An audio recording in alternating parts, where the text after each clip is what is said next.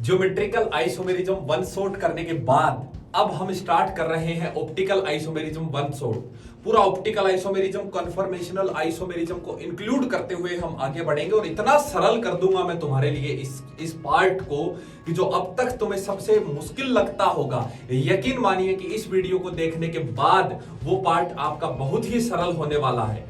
लेकिन पेशेंस, धैर्य की जरूरत होती है। हर चीज को पाने के लिए जिंदगी में सिर्फ एक चीज चाहिए होती है, धैर्य, अथक प्रयास और धैर्य। आपका एक कंटिन्यूअस एफर्ट्स और आपके पेशेंस, जब ये दोनों एक साथ मिल जाते हैं तो मंजिल कितना भी दूर हो, मंजिल कितनी भी मुश्किल हो, कैसे न कैसे करके आप उसे पा ही लेते हैं। तो निर्भर आप पर करता है।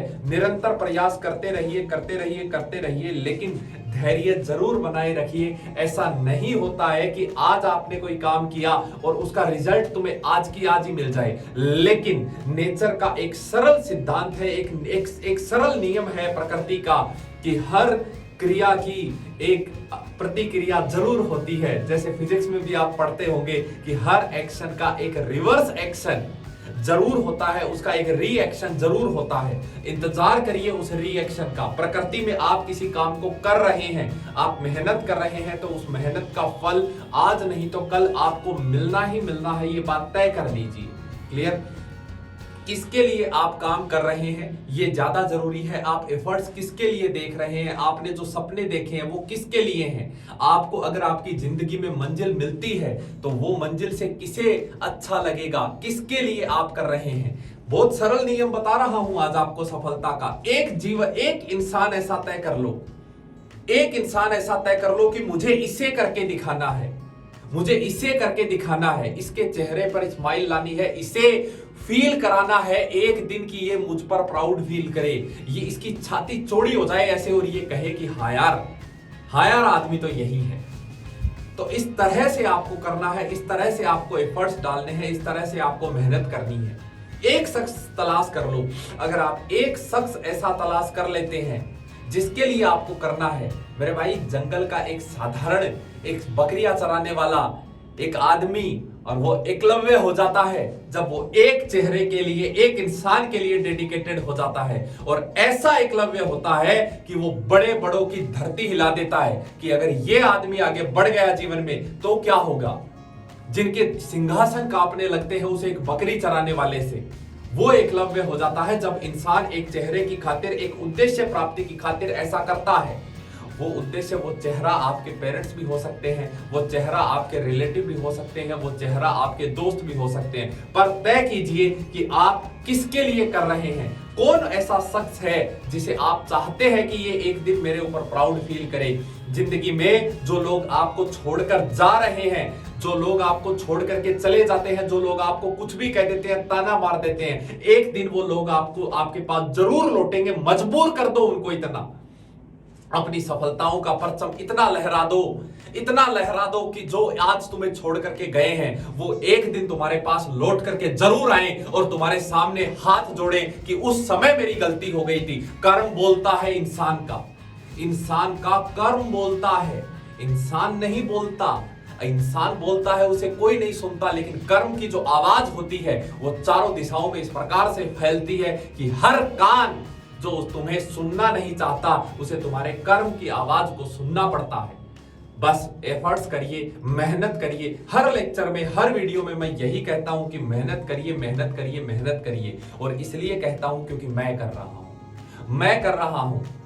कभी ऐसा होता था कि सोने का टाइम 6 घंटे 8 घंटे हुआ करता था, 8 घंटे से वो रिड्यूस होकर के 7 घंटे हुआ, 6 घंटे हुआ, 5 घंटे, फिर 4 घंटे पर आ गया है सोने का टाइम। कभी कभी 3 घंटे, कभी 2 घंटे, कभी सोए ही नहीं, ऐसा भी वक्त चल रहा है। मेहनत जब मैं कर रहा हूं तो जो खुशी मिलती है ना दूसरे दिन, आज आपने मेहनत की, एफर्ट्स किए, दूसरे दिन भले ही वो सक्सेसफुल नहीं हो पाया, लेकिन उसके बाद जो खुशी मिलती है आप उसका अंदाजा भी नहीं लगा सकते। आप उसका अंदाजा भी नहीं लगा सकते कि क्या खुशी होती है मेहनत करने के बाद।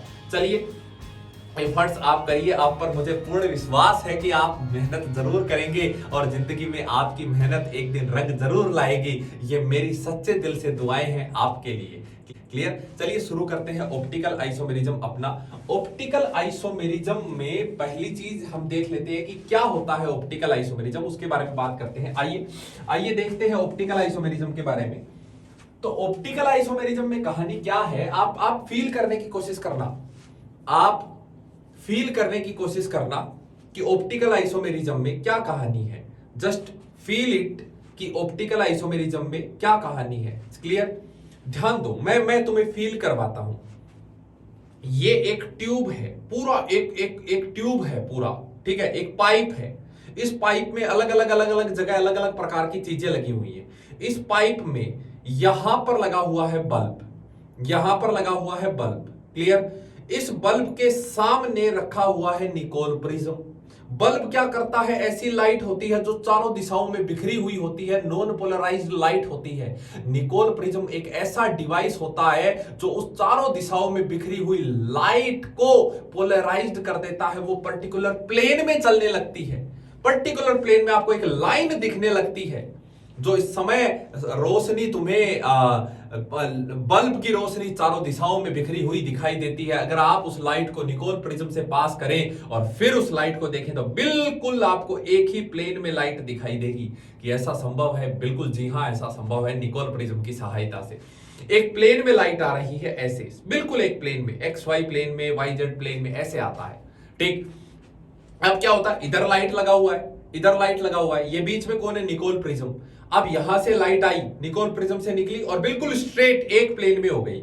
अब क्या करते हैं, हम एक रखते हैं बीच में, यहां पर एक खांचा बना हुआ होता है, एक जगह बनी हुई होती है जहां पर रखा जाता है सैंपल, जहां पर रखा होता है सैंपल। वो सैंपल आपको चेक करना है कि ये सैंपल ऑप्टिकली एक्टिव है या इनएक्टिव है।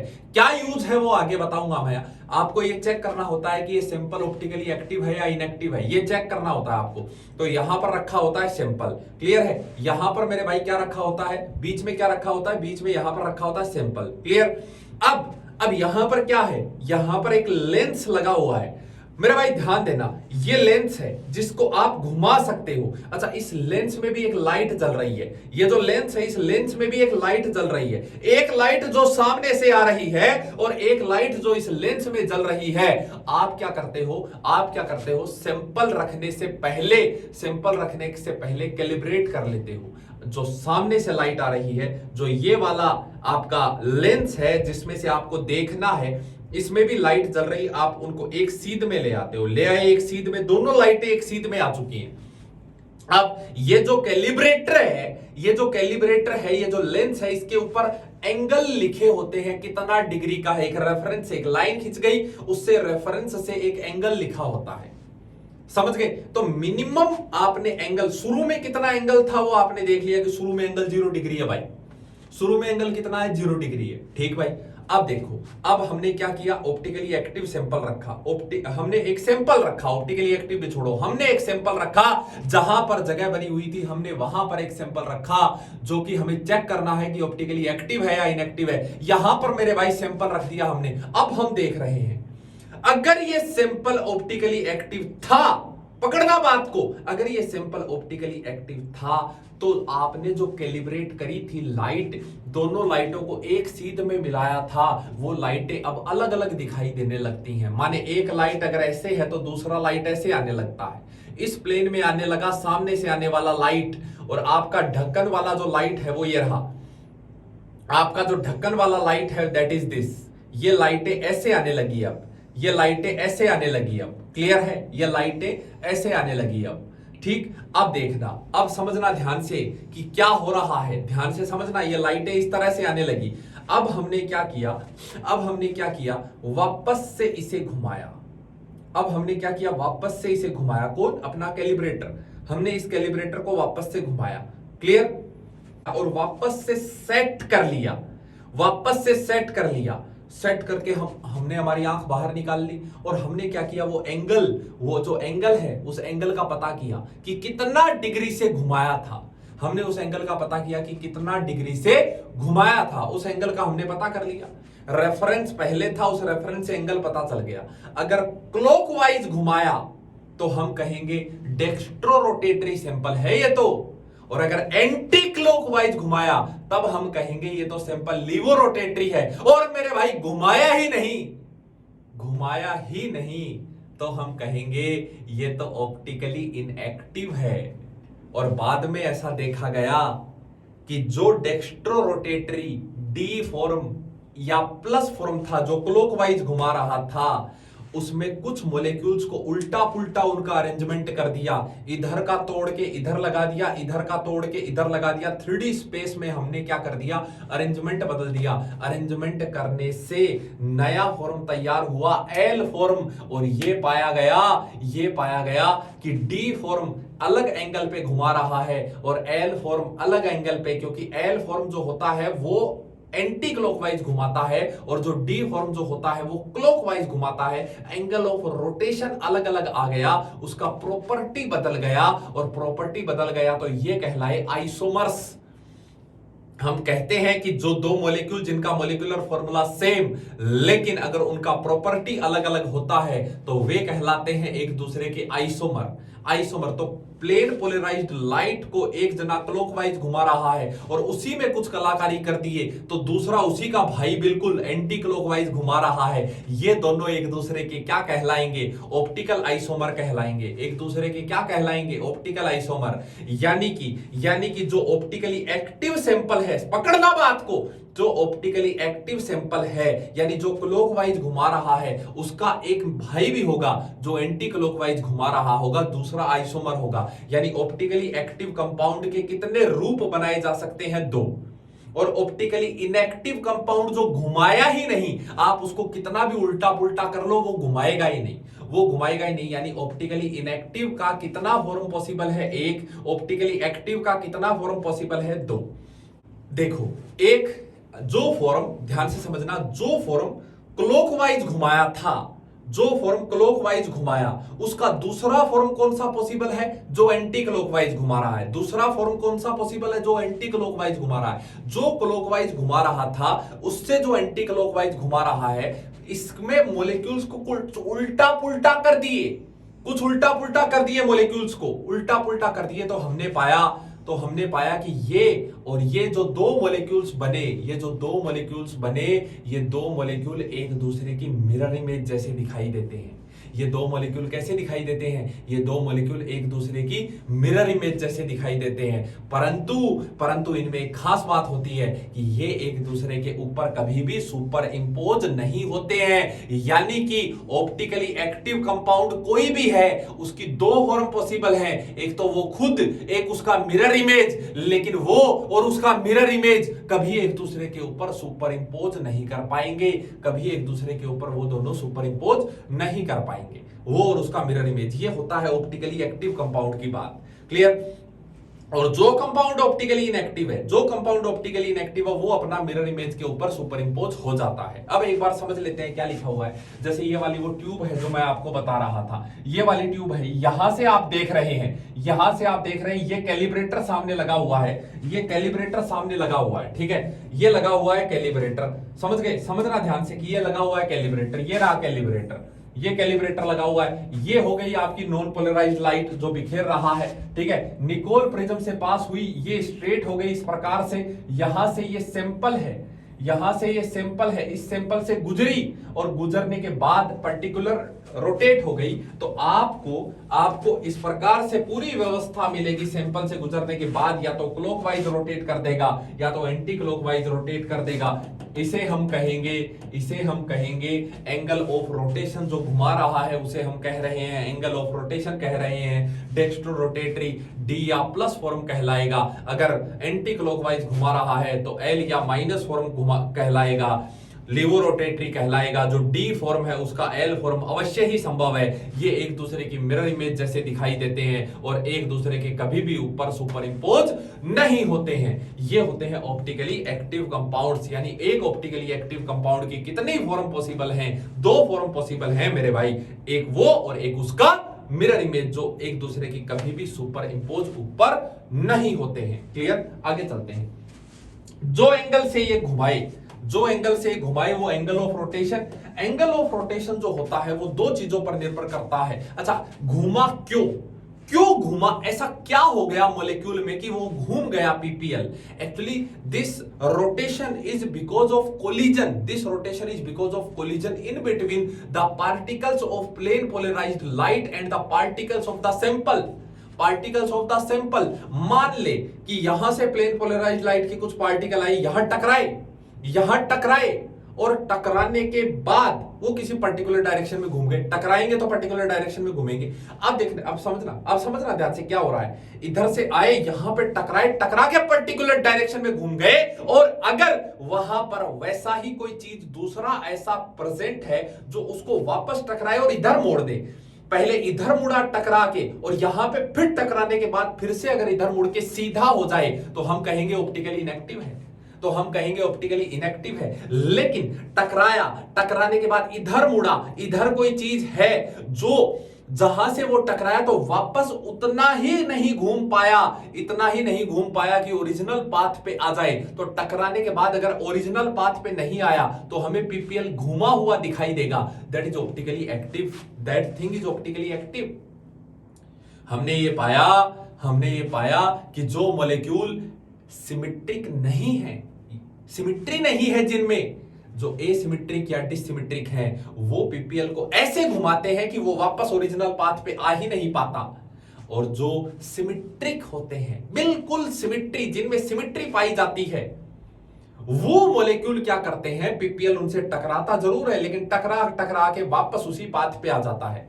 तो this rotation is because of collision, collision के कारण होता है। एसिमेट्रिक मॉलिक्यूल्स में जो कोलिजन होते हैं वे इस प्रकार के होते हैं कि वापस पीपीएल अपने ओरिजिनल पाथ पे नहीं आ पाता, लेकिन सिमेट्रिक मॉलिक्यूल में कोलिजन इस प्रकार से होते हैं कि वापस अपने ओरिजिनल पाथ पे आ जाता है। यानी सारा कहानी, सारा खेल आप समझ रहे हैं किसका है, सिमेट्री का।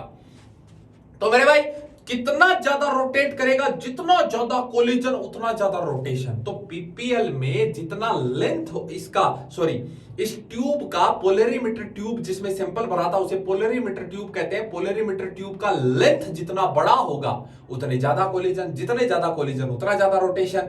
और इसमें कंसंट्रेशन जितना ज्यादा कर दोगे, जितना ज्यादा मॉलिक्यूल का कंसंट्रेशन कर दोगे उतना ज्यादा रोटेशन। तो angle of rotation directly proportional होता है लेंथ ऑफ पोलरीमीटर ट्यूब, जिसे हम डेसीमीटर में रखा जाता है, जिसे हम किस में रखते हैं, डेसीमीटर में रखते हैं, इन डेसीमीटर।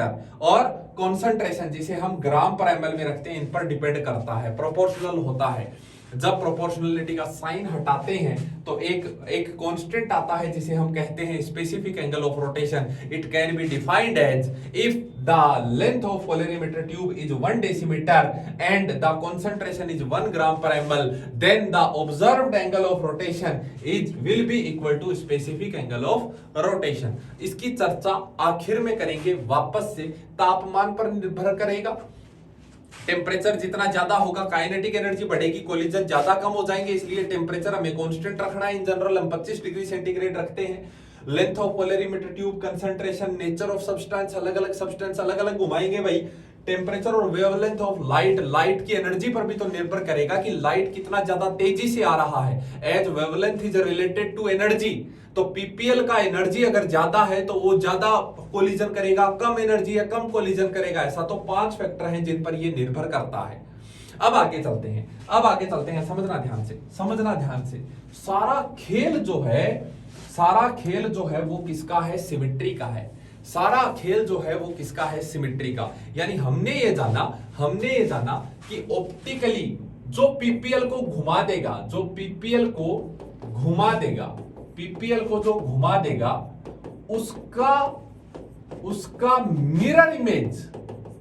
उसका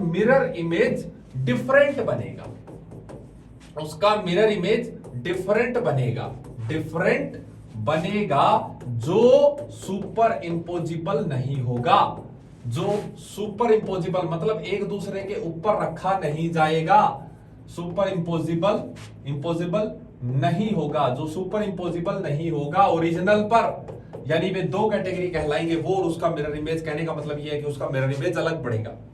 ठीक है, ऐसा मॉलिक्यूल से एसिमेट्रिक होता है, ऐसा मॉलिक्यूल सिमेट्रिक नहीं होता, ऐसा मॉलिक्यूल सिमेट्रिक नहीं होता। अब हमने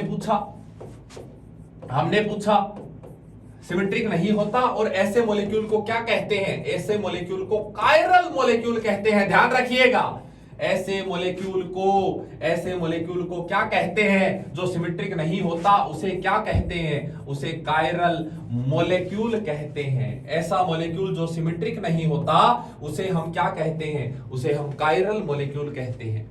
तो अब भाई कौन ऐसा होगा जो ऑप्टिकली एक्टिव होगा, कौन ऐसा होगा जो ऑप्टिकली इनएक्टिव होगा? ये करने के लिए उन्होंने तो कह दिया मिरर इमेज बना के देख लो, के देख लो, सुपर इंपोज हो गया तो ठीक, नहीं तो नहीं। अब हमने पूछा कि यार इतनों की मिरर इमेज कैसे बनाएंगे? आप हमें कोई क्राइटेरिया दे दो। तो इन्होंने कहा जो मॉलिक्यूल सिमेट्रिक नहीं होते उनमें सिमेट्री एलिमेंट एब्सेंट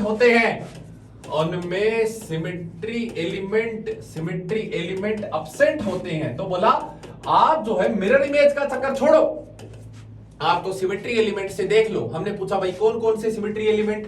उन्होंने कहा पहला सिमेट्री एलिमेंट होता है प्लेन ऑफ सिमेट्री, दूसरा सिमेट्री एलिमेंट होता है सेंटर ऑफ सिमेट्री, तीसरा सिमेट्री एलिमेंट होता है एक्सिस ऑफ सिमेट्री, और चौथा सिमेट्री एलिमेंट होता है alternating axis of symmetry, AAOS। ये कहा कि जिसमें सिमेट्री एलिमेंट नहीं होते या जिसमें सिमेट्री एलिमेंट एब्सेंट होते हैं वो मॉलिक्यूल अपना मिरर इमेज से डिफरेंट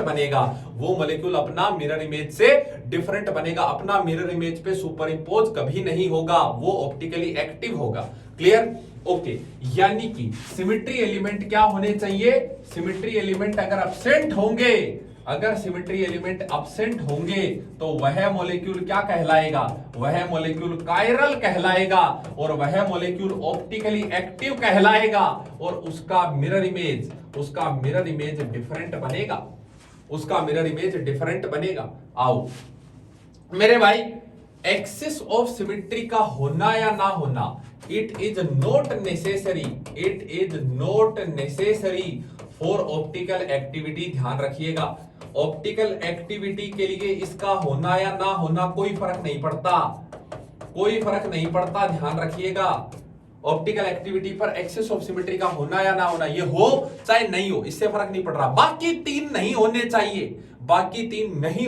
अगर बाकी तीन नहीं है तो हम कहेंगे compound is optically active, absent होने चाहिए सिमेट्री एलिमेंट्स। ठीक, आओ तो मेरे भाई, जिसमें plane of symmetry, centre of symmetry, axis of symmetry और अल्टरनेटिंग एक्सिस ऑफ सिमेट्री सारे के सारे चारों एब्सेंट होते हैं, जिसमें ऑल फोर एब्सेंट होते हैं, जिसमें चारों के चारों एब्सेंट होते हैं, उसे कहा जाता है एसिमेट्रिक मॉलिक्यूल।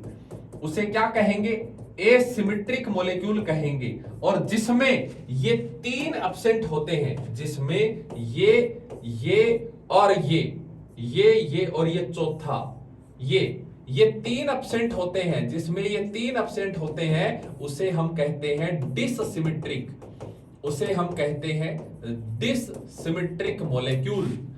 हालांकि एसिमेट्रिक हो चाहे डिससिमेट्रिक हो, ऑप्टिकली एक्टिव तो दोनों ही होंगे। तो अब मैं तुम्हें यह सिखा दूं कि आप कैसे चेक करेंगे plane of symmetry, centre of symmetry, axis of symmetry और अल्टरनेटिंग एक्सिस ऑफ सिमेट्री। अगर आपको ये चेक करना आ गया तो इन दैट मींस आपको क्या चेक करना आ गया कि कंपाउंड ऑप्टिकली एक्टिव है या नहीं, या उसका मिरर इमेज जो बनेगा वो उससे अलग बनेगा या नहीं, या बिल्कुल उसके ऊपर सुपर इंपोज होगा या नहीं, ये आप चेक करना सीख जाएंगे। क्लियर? आइए चलते हैं, तो एक एक करके लेते हैं। पहला ले रहे हैं plane of symmetry. Plane of symmetry क्या होता है? एक ऐसा प्लेन जहां से मॉलिक्यूल को अगर काटा जाए, तो वो बिल्कुल दो इक्वल पार्ट में कट जाए। जहां से काटा जाए तो बिल्कुल दो इक्वल पार्ट में कट जाए, और कटे हुए दोनों हिस्से एक दूसरे के क्या होने चाहिए? मिरर इमेज होने चाहिए। कटे हुए दोनों हिस्से, जैसे देखो हम एक एप्पल ले लेते हैं, जैसे हम एक एप्पल ले लेते हैं, ध्यान से समझना भाई। एक एप्पल ले लेंगे हम, ध्यान से समझिएगा। एक एप्पल ले लेते हैं, मान लीजिए कि मैंने ये एक एप्पल ले लिया, ठीक है। अब देखो इस एप्पल के साथ कलाकारी करते हैं, इस एप्पल के साथ कलाकारी कर लेते हैं। इस एप्पल को आप बिल्कुल बिल्कुल बीच से काटेंगे। मैंने बिल्कुल बीच ये है और यहां से मैंने बिल्कुल इसको काट दिया, बिल्कुल बीच से आप इसको काट देंगे। यहां से मैंने काटा, यहां से काटने का मतलब है कि यहां पे आपने क्या कर दिया, यहां पे आपने क्या कर दिया, यहां पर आपने मिरर रख दिया।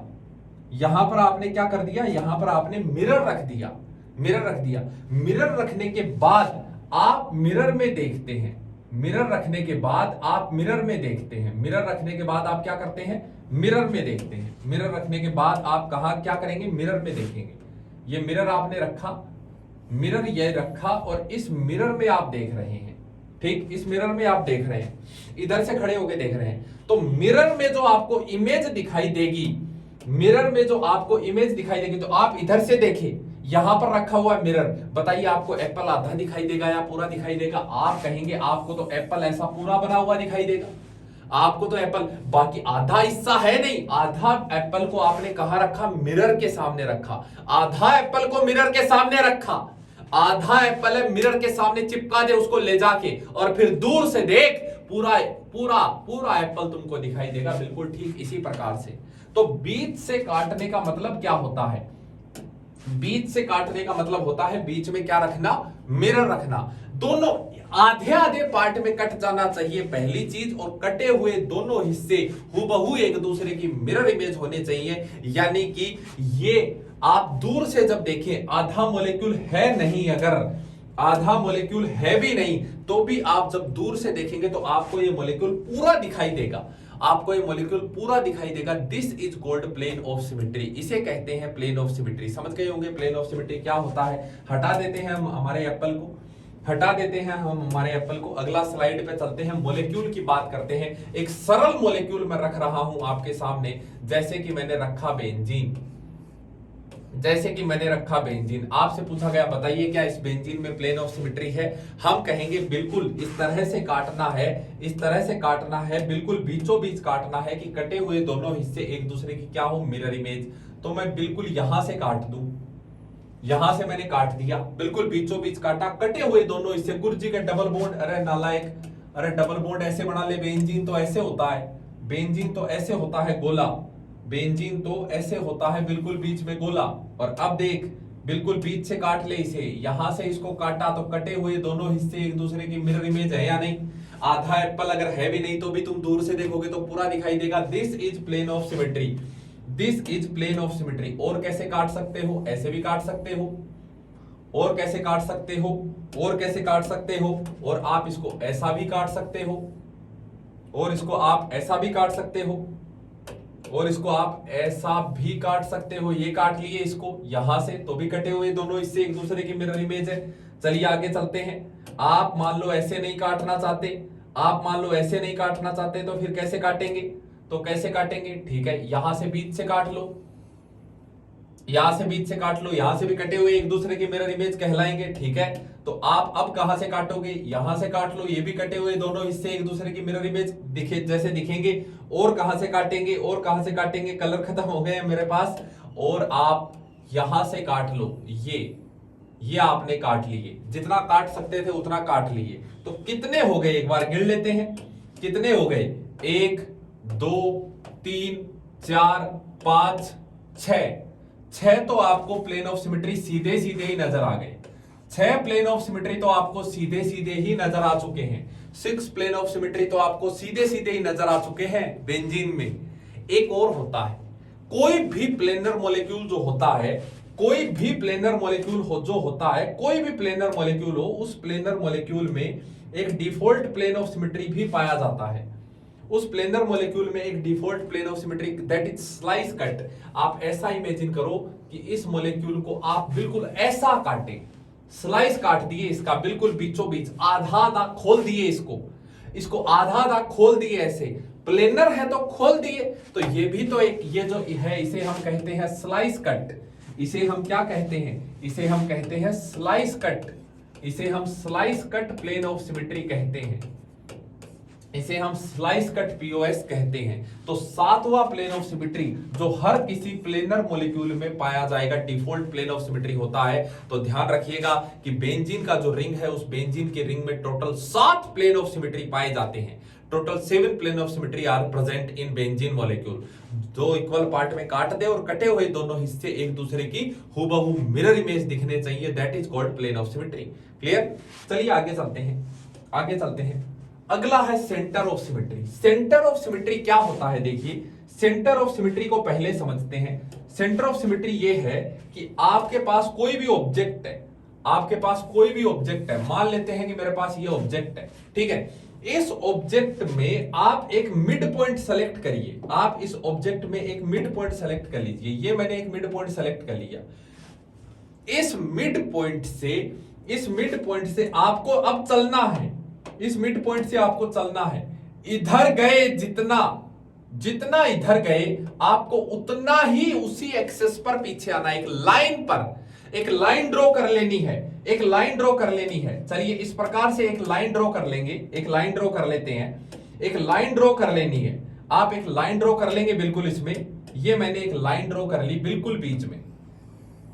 ये लो, ये जो लाइन है, इस लाइन के जॉइनिंग एंड्स, जो इस लाइन के एंड्स हैं, वो एंड पे सिमिलर मॉलिक्यूल होना चाहिए। इस लाइन के एंड्स पर क्या होना चाहिए? सिमिलर स्पीसीज होनी चाहिए। अगर यहां कुछ नहीं है तो यहां भी कुछ नहीं होना चाहिए, कोई फर्क नहीं पड़ता। अब आपने लाइन ऐसे बनाई। अब आपने बिल्कुल इससे पास होती हुई बनानी है। आपको इससे पास होती हुई लाइन बनानी है। इससे पास होती हुई बिल्कुल लाइन बना लेनी है। इससे पास होती हुई आपको एक लाइन ड्रॉ कर लेनी है। इससे पास होती हुई एक लाइन ड्रॉ कर लेनी है। थोड़ा देखिए, इससे पास होती हुई एक लाइन ड्रॉ कर लेंगे। मिड पॉइंट बीच में नहीं हो पाया, इधर उधर हो गया, कोई बात नहीं। ये इससे पास होती हुई आपने एक लाइन ड्रॉ कर लेनी है। इससे पास होती हुई एक लाइन ड्रॉ कर ली भाई मैंने। इससे पास होती हुई एक लाइन ड्रॉ कर ली, इस पॉइंट से पास होती हुई। तो यहां पे जो चीज है वो चीज कहां मिलनी चाहिए? यहां मिलनी चाहिए। जितना ऊपर गए उतना ही नीचे आना है, जितना आगे गए उतना ही पीछे आना है। एक लाइन के अलोंग जितना इधर चले उतना ही इधर आना है। एक लाइन के अलोंग जितना इधर चले उतना ही इधर आना है। तो जो स्पीसीज यहां पर है वही स्पीसीज तुम्हें कहां मिलनी चाहिए? यहां मिलनी चाहिए। जो स्पीसीज यहां है वही स्पीसीज तुम्हें कहां मिलनी चाहिए? यहां मिलनी चाहिए। तो अगर आप कहेंगे कि ऐसा चारों तरफ हो रहा है, एक सेंटर के अबाउट तुम जितना इधर गए, जितना ऊपर गए उतना ही तुम नीचे आए। जितना तुम दाएं गए उतना ही तुम बाएं आए। जितना इधर ऊपर चढ़े उतना ही इधर नीचे उतरे। दोनों एंड्स पर अगर सिमिलर स्पीसीज तुमको मिल जाए, तुम कहोगे सेंटर ऑफ सिमेट्री प्रेजेंट है। आइए अब समझते हैं। जैसे इसके मैंने बेंजीन में मैंने एक मिड पॉइंट सेलेक्ट कर लिया। ये मिड पॉइंट इससे ऊपर गया CH2, नीचे आया CH2। चारों दिशाओं में जरूरी नहीं है कि इधर जो चीज मिली वही चीज इधर हो। लाइन के अलोंग मान ले इधर Cl मिला तो इधर भी Cl, और इधर Br मिला तो इधर भी Br। अब ऐसा मत सोचना गुरुजी इधर तो Cl मिला इधर Br मिल रहा ना। इस लाइन के अलोंग दोनों ग्रुप सेम होने चाहिए। इस लाइन के अलोंग दोनों ग्रुप सेम होने चाहिए, भले ही ये आपस में और ये आपस में अलग अलग हो। समझ गए? तो यहां CH2, यहां CH2, ये CH2, ये CH2, मेरे भाई ये CH2, ये CH2। तो इस प्रकार से इसमें सेंटर ऑफ सिमेट्री आप कहेंगे चारों तरफ प्रेजेंट है। इसमें सेंटर ऑफ सिमेट्री पाया जाता है। जिसमें सिमेट्रिक एलिमेंट पाए जाते हैं वो ऑप्टिकली इनएक्टिव होता है। ये बेंजीन का रिंग जो था, ये बेंजीन का रिंग ऑप्टिकली इनएक्टिव है। चलिए इसमें बात करते हैं। यहां से जितना ऊपर चढ़े उतना ही नीचे उतरे। यहां मिला CH2 लेकिन यहां कुछ नहीं मिला, आप कहेंगे COS एब्सेंट। इसमें COS नहीं है। ये COS के हिसाब से इसे ऑप्टिकली एक्टिव होना चाहिए, लेकिन POS, COS, AOS, AOS सारे चेक करेंगे। All 3 must be absent for optically active. 4 हो तो बहुत ही अच्छी बात है। Plane of symmetry, centre of symmetry, AOS, ये तीनों एब्सेंट होने चाहिए। तो COS इसमें एब्सेंट है। क्या इसमें COS है? ऊपर गए CH2, नीचे आए CH2, दाएं बाएं CH2, आप कहेंगे इसमें तो COS पाया जाता है। तो सेंटर ऑफ सिमेट्री की कहानी ये है। क्लियर? चलिए आगे चलते हैं। अगला है axis of symmetry. Axis of symmetry क्या होता है कि आप मॉलिक्यूल में एक एक्सेस इमेजिन कीजिए। आपने मॉलिक्यूल में एक एक्सेस इमेजिन किया, उस एक्सेस के अबाउट मॉलिक्यूल को रोटेट करना है। उस एक्सेस के अबाउट आपको मॉलिक्यूल को रोटेट करना है किसी पर्टिकुलर एंगल से, और मिनिमम एंगल से रोटेट करने पर अगर आपको सिमिलर व्यू मिल रहा है, मिनिमम एंगल से रोटेट करने पर आपको सिमिलर व्यू मिल रहा है, वहीं रुक जाएंगे आप और आप उस एंगल को नोट कर लेंगे। आप क्या करेंगे, उस एंगल को नोट कर लेंगे। फिर 360 डिवाइड बाय दैट एंगल करके आप उसको नाम दे देंगे। आप उसको नाम दे देंगे कि इसमें कौन सा एक्सेस ऑफ सिमेट्री प्रेजेंट था। इसे Cn से रिप्रेजेंट किया जाता है। It is represented as Cn, represented as Cn, जहां पर n होता है 360 डिवाइड बाई थीटा, जिससे आप घुमाए थे। Theta definite angle of rotation for similar view. जैसे मेरे पास ये है तो मैंने इसको 90 डिग्री से घुमाया। कितना डिग्री से? 90 डिग्री से घुमाने पर सिमिलर व्यू मिल जाएगा। बार बार सिमिलर व्यू मिलेगा 90 डिग्री से घुमाने पर। आप कहेंगे 360 डिग्री डिवाइड बाय 90, यानी इसमें कौन सा एक्सेस ऑफ सिमेट्री प्रेजेंट है? इसमें एक्सेस ऑफ सिमेट्री प्रेजेंट है कौन सा? C4। इसी प्रकार से इसका मान लो दूसरा रूप ये वाला ले लिए, इसको ऐसा तिरछा कर लिए। तिरछा करें, मान ले सामने एक फेस है और एक फेस पीछे की तरफ है। अब इसको कितना से घुमाओगे? 180 से घुमाओगे। 180 से घुमाओगे तो ये सिमिलर व्यू देगा, यानी इसमें कौन सा एक AOS है? इसमें C2 AOS है। और एक ध्यान रखना, जो मॉलिक्यूल लीनियर होते हैं उनमें इनफाइनाइट होते हैं। ऐसे लीनियर मॉलिक्यूल्स में C इनफाइनाइट पाया जाता है, क्योंकि 0 डिग्री से ऐसे रोटेट करते रहो, अप्रोक्सीमेटली 0 डिग्री, हर बार सिमिलर व्यू मिलेगा। तो लीनियर मॉलिक्यूल्स में C इंफिनिटी, हालांकि 360 से रोटेट करने पर तो सिमिलर व्यू आएगा ही आएगा। इसलिए हम 360 वाले को एक्सेस ऑफ सिमेट्री कंसीडर नहीं करते, यानी C1 को एक्सेस ऑफ सिमेट्री कंसीडर नहीं किया जाता है। C1 वाले को एक्सेस ऑफ सिमेट्री कंसीडर नहीं किया जाता। अब हम बात करेंगे double AOS, alternating axis of symmetry.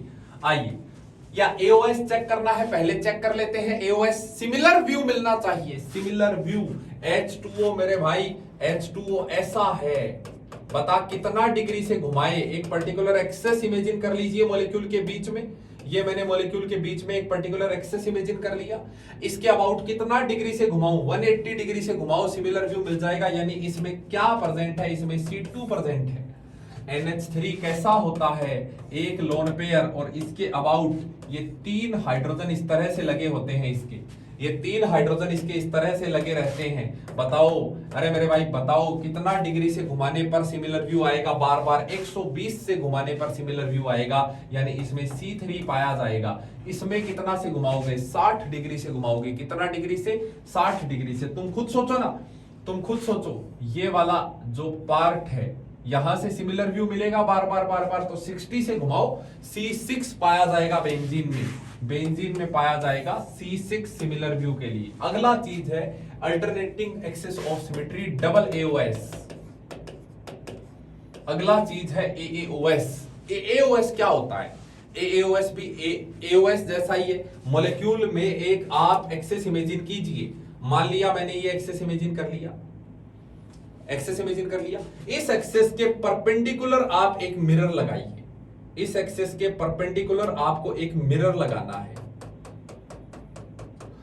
Perpendicular एक मिरर लगाना है, ठीक है। लेकिन मिरर लगाने से पहले आप क्या करेंगे? इसको एक पर्टिकुलर एंगल से घुमा लो। मान लो कि मैंने इसको 180 डिग्री से घुमा लिया। 180 डिग्री से मैंने इसको रोटेट करा लिया 180 डिग्री से। तो मेरे भाई H इधर आ जाएगा, C डबल बॉन्ड C यहां पर हो जाएगा, CH3 इधर आ जाएगा, CH3 इधर आ जाएगा, H। 180 डिग्री से मैंने रोटेट करा लिया इसको, 180 डिग्री से रोटेट करा लिया इसको। अब आपको इसी एक्सेस के परपेंडिकुलर एक प्लेन लगाना है। ये एक्सेस है तो इसका परपेंडिकुलर मिरर लगाना है। क्या लगाना? मिरर। और इस मिरर में इसका मिरर इमेज ले लो। इस मिरर में क्या ले लो? इसका मिरर इमेज ले लो। ये ले लिया मैंने मिरर इमेज इसका, CH3 यहां पर H, यहां पर CH3 और यहां पर H। ये मिरर इमेज ले लिया मैंने इसका, ठीक है। अब मेरे भाई ध्यान देना यहां क्या हो गया? ये और ये दोनों सिमिलर होने चाहिए।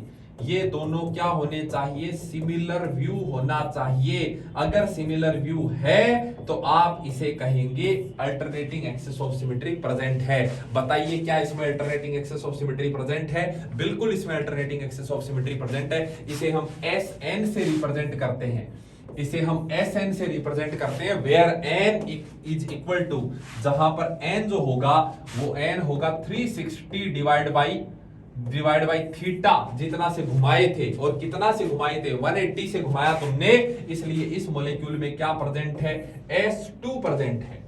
चलिए आगे चलते हैं। वो ट्रांस था, अब हम सिस की बात करते हैं। ये मान लो अगेन आपने क्या कर दिया, एक एक्सेस इमेजिन कर लिया। इस एक्सेस के अबाउट घुमाओ इसको। मान लो कि मैंने इसको 180 से घुमा दिया, मैंने इसको 180 से घुमाया, मेरे को ये मिला CH3 C double bond C CH3 CH3 H 180 degree से घुमाने पर यही मिलेगा। ठीक है, अब क्या करो, अब इस एक्सिस के परपेंडिकुलर लगाना है तुमको मिरर। यहां तुम लगाए मिरर में इसका इमेज बनाइए। मिरर में इसका इमेज बनाएंगे तो कैसा दिखेगा? मिरर में जब आप इसका इमेज बनाएंगे तो आपको कुछ इस प्रकार से दिखेगा। अब क्या ये और ये, आप खुद सोचिए, क्या ये और ये दोनों क्या सिमिलर व्यू है? अगर ये सिमिलर व्यू नहीं है, ये सिमिलर व्यू नहीं है, ये सिमिलर व्यू नहीं है, और अगर सिमिलर व्यू नहीं है तो आप इसमें कहेंगे alternating axis of symmetry absent. इसमें अल्टरनेटिंग एक्सिस ऑफ सिमेट्री क्या है? एब्सेंट है। क्लियर? तो क्या ये ऑप्टिकली एक्टिव हुआ?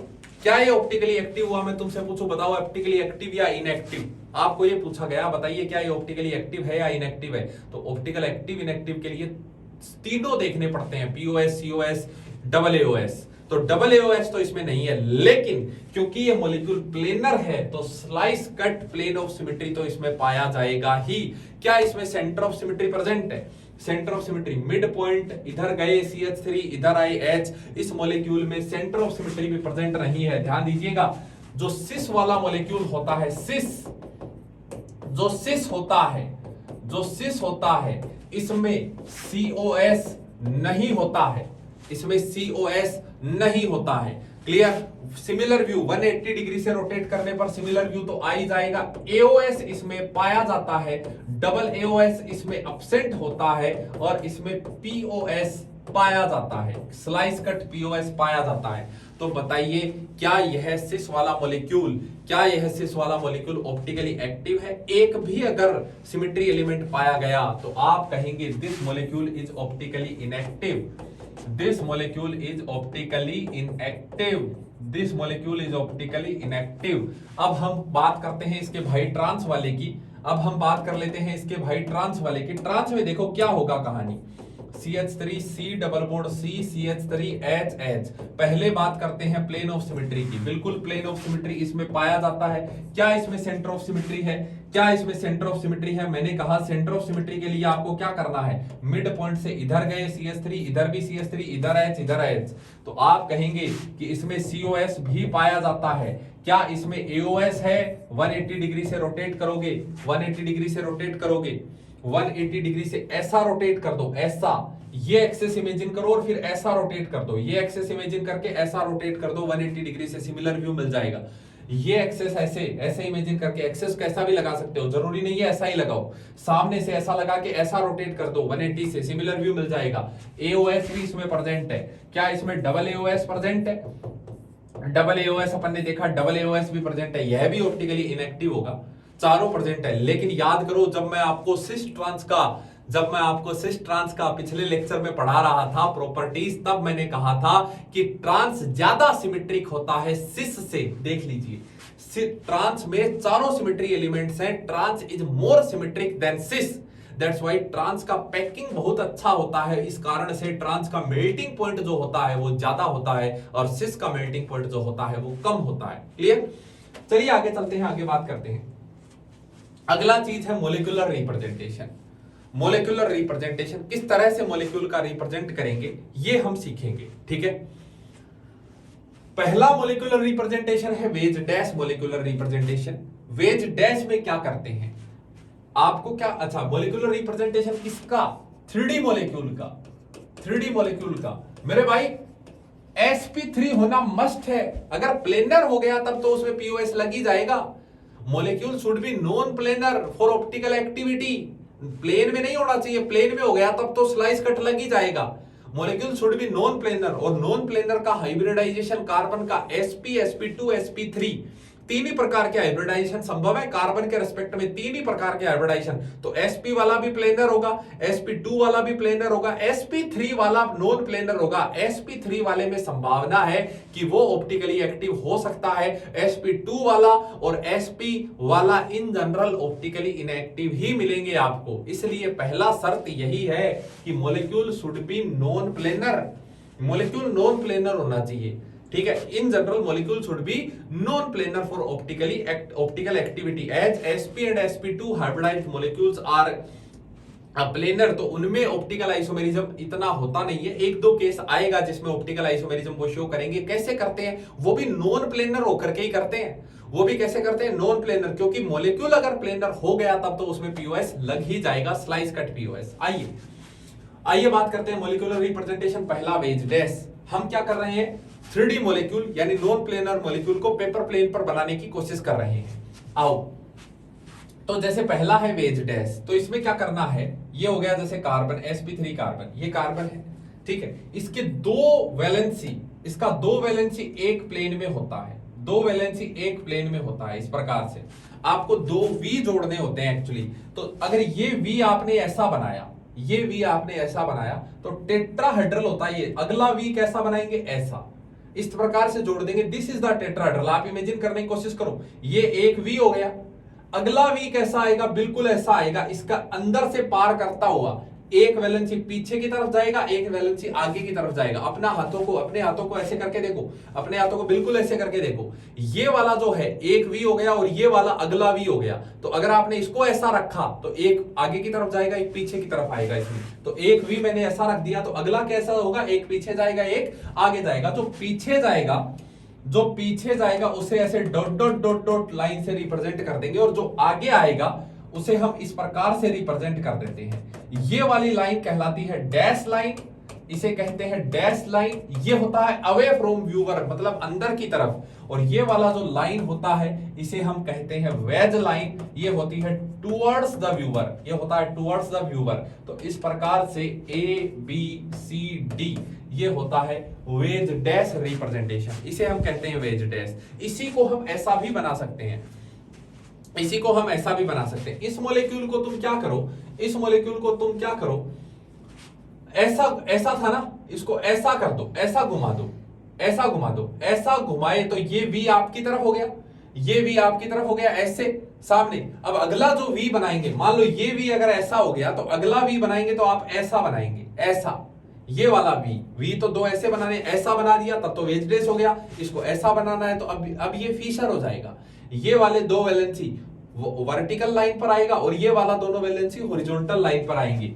तो अगला जो देख रहे हैं that is the Fischer projection formula. मैंने आपको बता दिया किस प्रकार से बनाना है, किस प्रकार से बनाना है। जैसे कार्बन, इसके दो वैलेंसी ये वाले बाहर की तरफ आ गए, ये वाले बाहर की तरफ आ गए, ऐसा इमेजिन करो, बाहर की तरफ आ गए, ऐसा इमेजिन करो। और ये वाले दोनों वैलेंसी अंदर चले गए, ये वाले दोनों वैलेंसी अंदर चले गए। देख लो आप इस प्रकार से, इस प्रकार से। तो इसको हम फिशर में कन्वर्ट करेंगे। फिशर ऐसा होता है, ये वाली वर्टिकल लाइन और ये वाली horizontal line, these two positions are towards the viewer and these two positions are away from the viewer, horizontal line और vertical line। यहां पर ABCD इस प्रकार से आप जोड़ लेते हो।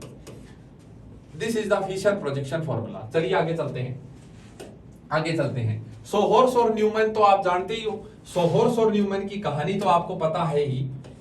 जैसे ये हो गया आपका सोहोर्स, जैसे ये हो गया आपका सोहोर्स, ये है आपका सोहोर्स, क्लियर। और न्यूमैन कैसा होता है, न्यूमैन कैसा होता है, न्यूमैन बिल्कुल इस प्रकार से आप बनाते हैं। ये एक कार्बन और इसके पीछे दूसरा कार्बन लगा के, इसके पीछे यहां पर दूसरा कार्बन, ये कार्बन और ये कार्बन, दो कार्बन आपने इमेजिन कर लिए। तीन वैलेंसी इसकी जोड़ दो, तीन वैलेंसी आप इसकी जोड़ देते हैं इस प्रकार से, एक दो तीन, तीन वैलेंसी इसकी जोड़ दी और तीन वैलेंसी पीछे वाले कार्बन की जोड़ दो। तीन वैलेंसी ये पीछे वाला कार्बन है, इसकी जोड़ दी इस प्रकार से, ये लो। स्टेगर्ड फॉर्म और इक्लिप्स्ड फॉर्म। याद करो ये वाला फॉर्म कौन सा है, ये वाला फॉर्म कौन सा है, staggered form. This is staggered form, ये स्टेगर्ड फॉर्म है। इक्लिप्स्ड जब ये सारा छुप जाएगा तो इक्लिप्स्ड फॉर्म होता है, ठीक है। ये वाला स्टेगर्ड फॉर्म है और इसका इक्लिप्स्ड जब वो नीचे आ जाएगा वो वाला इक्लिप्स्ड होगा, ठीक है। ये हो गया सोहर्स और ये हो गया आपका न्यूमैन। तो चार प्रकार के प्रोजेक्शन है हमारे पास, वेज डैश, फिशर, न्यूमैन और सोहर्स, चार प्रकार के प्रोजेक्शन है, ठीक है। अब देखो इनमें इंटरकन्वर्जन सीखेंगे, इनमें इंटरकन्वर्जन सीखेंगे। पहले सीख रहे हैं सोहर्स को वेज डेस में बदलना, पहले सीख रहे हैं सोहर्स को वेज डेस में बदलना, आपस में इंटरकन्वर्जन सीख रहे हैं। पहले सीखेंगे सोहर्स और वेज डेस का आपस में इंटरकन्वर्जन, सीखो। तो जैसे मेरे पास ये आपका बना हुआ है, एक मॉलिक्यूल का बना हुआ है सोहर्स, इसका मुझे क्या बनाना है, इसका वेज डैश बनाना है, इसका मुझे क्या बनाना है, सॉरी फिशर बनाना है। सोहर्स का मुझे क्या बनाना है, फिशर। फिशर एक फिक्स्ड व्यू होता है, ध्यान देना क्या पढ़ा रहा हूं, ध्यान देना। Fischer is a fixed view, आप फिशर में छेड़छाड़ नहीं कर सकते। फिक्स्ड व्यू, फिशर एक फिक्स्ड व्यू होता है, उसमें आप सिंगल बॉन्ड के अबाउट रोटेशन नहीं कराएंगे। इसमें सिंगल बॉन्ड के अबाउट रोटेशन करा सकते हैं सोहर्स में, लेकिन फिशर में कभी भी सिंगल बॉन्ड के अबाउट रोटेशन मत करा देना। फिशर एक फिक्स व्यू होता है और कैसा होता है, इट इज एक्लिप्स्ड फॉर्म, ये होता है एक्लिप्स्ड फॉर्म, फिक्स व्यू होता है और ये एक्लिप्स्ड फॉर्म होता है। This is an eclipsed form. तो ये वाला एक्लिप्स्ड नहीं है, ये वाला तो स्टेगर्ड है। तो पहले इसको एक्लिप्स्ड में कन्वर्ट करो, इसको पहले किस में कन्वर्ट करेंगे, एक्लिप्स्ड में कन्वर्ट करेंगे। ये मैंने इस तरह से कर दिया, ये आगे वाला कार्बन, ये पीछे वाला कार्बन, ऐसे, ठीक है। अब ये वाली जो लाइन है, ये वाली लाइन जो है, ये आपका प्रिंसिपल कार्बन चेन को रिप्रेजेंट करेगा। तो क्योंकि यहां पर तो CH3 है तो ठीक है, इसको मैंने ऐसे का ऐसे रखा, CH3H, इसको मैंने ऐसे का ऐसे रखा, पीछे वाले को रोटेट करा। प्रिंसिपल कार्बन चेन को ये रिप्रेजेंट कर रहा है। That means COH is the carbon containing functional group that is the part of principal carbon chain. इसलिए आप COH को हमेशा कहां रखोगे, यहां रखोगे। COH को हमेशा कहां रखोगे, यहां रखोगे। COH जैसे यहां आएगा, COH जैसे यहां आएगा, CH3 इधर चला जाएगा और H यहां आ जाएगा, H यहां आ जाएगा। ये हो गया आपका eclipsed form, this is an eclipsed form. अब इसका ऐसे का ऐसे फिशर बना दो, ऐसे खड़ा कर दो, क्या दिक्कत है, इसको ऐसे का ऐसे खड़ा कर दो। COH ऊपर चला गया, लेफ्ट में कौन है, CH3 है, राइट में कौन है, H है, नीचे आ गया CH3, लेफ्ट में कौन है, CH3 है और राइट में कौन है, H। ये बन गया फिशर, ये बन गया फिशर। फिशर का ये सोहर्स बनाना है, बिल्कुल ऐसा बना लो, 2Y से याद रख लेना, 2Y इस तरह से तुम्हारे सामने है। तो फिशर से तुम सोहर्स बनाओ या तुम सोहर्स से फिशर बनाओ, इस तरह से आप कर लेते हैं। क्लियर, चलिए आगे चलते हैं। इससे ये बनाओ चाहे इससे ये बनाओ, सीख गए होंगे आप। आओ आगे चलते हैं, आगे बात करते हैं। अब है फिशर को वेज डेस में बदलना, फिशर को वेज डेस में बदलना। ये वाली लाइन जो है, ये वाली लाइन जो प्लेन में है, ये वाली लाइन होती है vertical line. This line is vertical line. ये वाली लाइन जो है, इसको वर्टिकल लाइन मानना है आपको, वर्टिकल लाइन इन फिशर। इसे वर्टिकल लाइन मान लो फिशर में, मान लिया वर्टिकल लाइन। इस पर दो वैलेंसी है, जचा दो, इस पर कौन है, A और B, ठीक है। अब वर्टिकल लाइन आ गई अपनी, अब हॉरिजॉन्टल लाइन भी आएगी, ये आ गई हॉरिजॉन्टल लाइन। अब इसके तो दोनों ग्रुप नजर आ गए मेरे को, A ऊपर और B नीचे, A ऊपर और B नीचे। अब मैं इसमें दाएं किसको रखूं और बाएं किसको रखूं, यहां बड़ा कंफ्यूजन होता है। तो मेरे भाई इस लाइन के, ये वाली जो लाइन है, ये वाली जो लाइन है, इस लाइन के, ये वाली जो लाइन है, ये वाली जो लाइन है, इस लाइन के, ये वाली जो लाइन है, इस लाइन के डैश जिधर है वो फिशर में उधर ही रखा जाता है। इस लाइन के डैश किधर है, राइट में, डैश किधर है, राइट में। तो इस वर्टिकल लाइन के जो डैश वाला होगा वो राइट बनेगा और वेज वाला जो होगा वो लेफ्ट बनेगा। यानी आप यहां पर रखेंगे C, यहां पर रखेंगे D। इस प्रकार से वेज डैश को फिशर में बदला जाता है, फिशर को वेज डैश में बदला जाता है। चलिए आगे चलते हैं। जैसे मान लो मेरे पास ये है, ये है, ठीक है। तो इसमें मैं कैसे करूंगा, ये कर लिया CH3 और ये हो गया CHO, ये तो हो गया। डैश जिधर है उधर ही रखा जाता है। इस लाइन के डैश की तरह राइट में तो Cl यहां आ गया, H यहां आ गया, लेकिन ये फिशर सही फिशर नहीं है।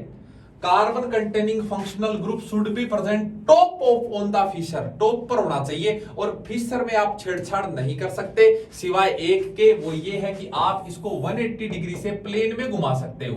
आप 180 डिग्री से 360 डिग्री से प्लेन में घुमा सकते हो इसको, तो कोई दिक्कत नहीं है। प्लेन में घुमा दो, प्लेन में घुमाओगे तो CHO ऊपर हो जाएगा, CH3 नीचे आ जाएगा, Cl इधर चला जाएगा, H इधर आ जाएगा। बोले गुरुजी इसमें तो देखो राइट में Cl, इसमें लेफ्ट में कर दिया आपने, नालायक। CHO भी तो इसमें नीचे है, उसको ऊपर कर दिया।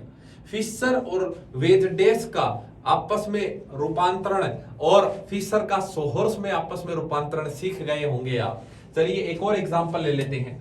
जैसे एक और एग्जांपल, कोई भी एक एग्जांपल ले लो। जैसे मान लो कि मेरे पास उल्टा पुल्टा करके मैं कुछ भी बना दूं। ये बना दिया मैंने, ये बना दिया मैंने DCHO और ये हो गया CH3। अब मुझे इसका फिशर बनाना है, कोई दिक्कत नहीं है, घुमा ले इसको यार, इसको घुमा ले, ऐसा 360 से रोटेट करा ले। मेरे भाई CHO ऊपर चला गया, CH3 नीचे आ गया। इस थिक लाइन के राइट साइड में कौन है? D और H इधर आ गया। This is the Fischer of this wedge dash. इस प्रकार से वेज डैश का फिशर बनाते हो, फिशर का वेज डैश बनाते हो। आगे बात करते हैं। अब है कायरल सेंटर। कायरल सेंटर क्या होता है? ऐसा सेंटर जिसके रेस्पेक्ट में स्टीरियो आइसोमेरिज्म होती है। ऐसा सेंटर जिसके रेस्पेक्ट में स्टीरियो आइसोमेरिज्म होती है। इन जनरल जैसे कायरल कार्बन है मेरे भाई, जैसे कायरल कार्बन है, क्या होता है कायरल कार्बन? देखो, ऐसा सेंटर जिसके अबाउट स्टीरियो आइसोमेरिज्म होती है, दैट इज कायरल सेंटर। जैसे एक कार्बन है, अगर मैं इस कार्बन के 4 अलग अलग ग्रुप लगा दूं, A, B, C, D, बताइए क्या कभी इसमें प्लेन ऑफ सिमेट्री लग पाएगा? क्या कभी इसमें प्लेन ऑफ, क्या आप कभी भी इसको इक्वल 2 पार्ट में काट पाएंगे? कभी नहीं काट पाएंगे। ना इसमें POS लगेगा, ना इसमें COS लगेगा, ना इसमें AOS लगेगा, ना ही इसमें AAOS लगेगा। कहने का मतलब यह है कि ऐसा कार्बन जिसके चारों ग्रुप अलग अलग होते हैं वो स्टीरियो आइसोमेरिज्म शो कर सकता है, और ऐसा एटम जो स्टीरियो आइसोमेरिज्म शो कर सकता है उसे हम कहते हैं कायरल सेंटर। इसे हम कहते हैं कायरल सेंटर, इसे नाम दिया जाता है कायरल सेंटर का। ऐसा सेंटर जिसके अबाउट स्टीरियो आइसोमेरिज्म होता है, या ऐसा sp3 हाइब्रिडाइज्ड एटम जिसके चारों ग्रुप अलग अलग होते हैं। ध्यान रखिएगा, इस कायरल सेंटर का जब हम निर्धारण करते हैं, इसका पता लगाते हैं इस कायरल सेंटर का, तो इसमें लोन पेयर को भी रखा जाता है। लोन पेयर को भी इसमें एज ए ग्रुप माना जाता है। क्लियर है?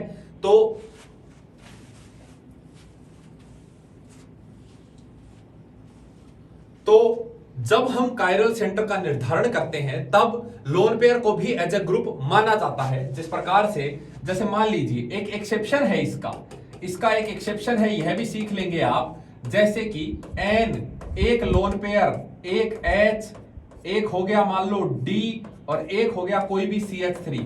हालांकि ये नाइट्रोजन कायरल है, हालांकि ये नाइट्रोजन क्या है?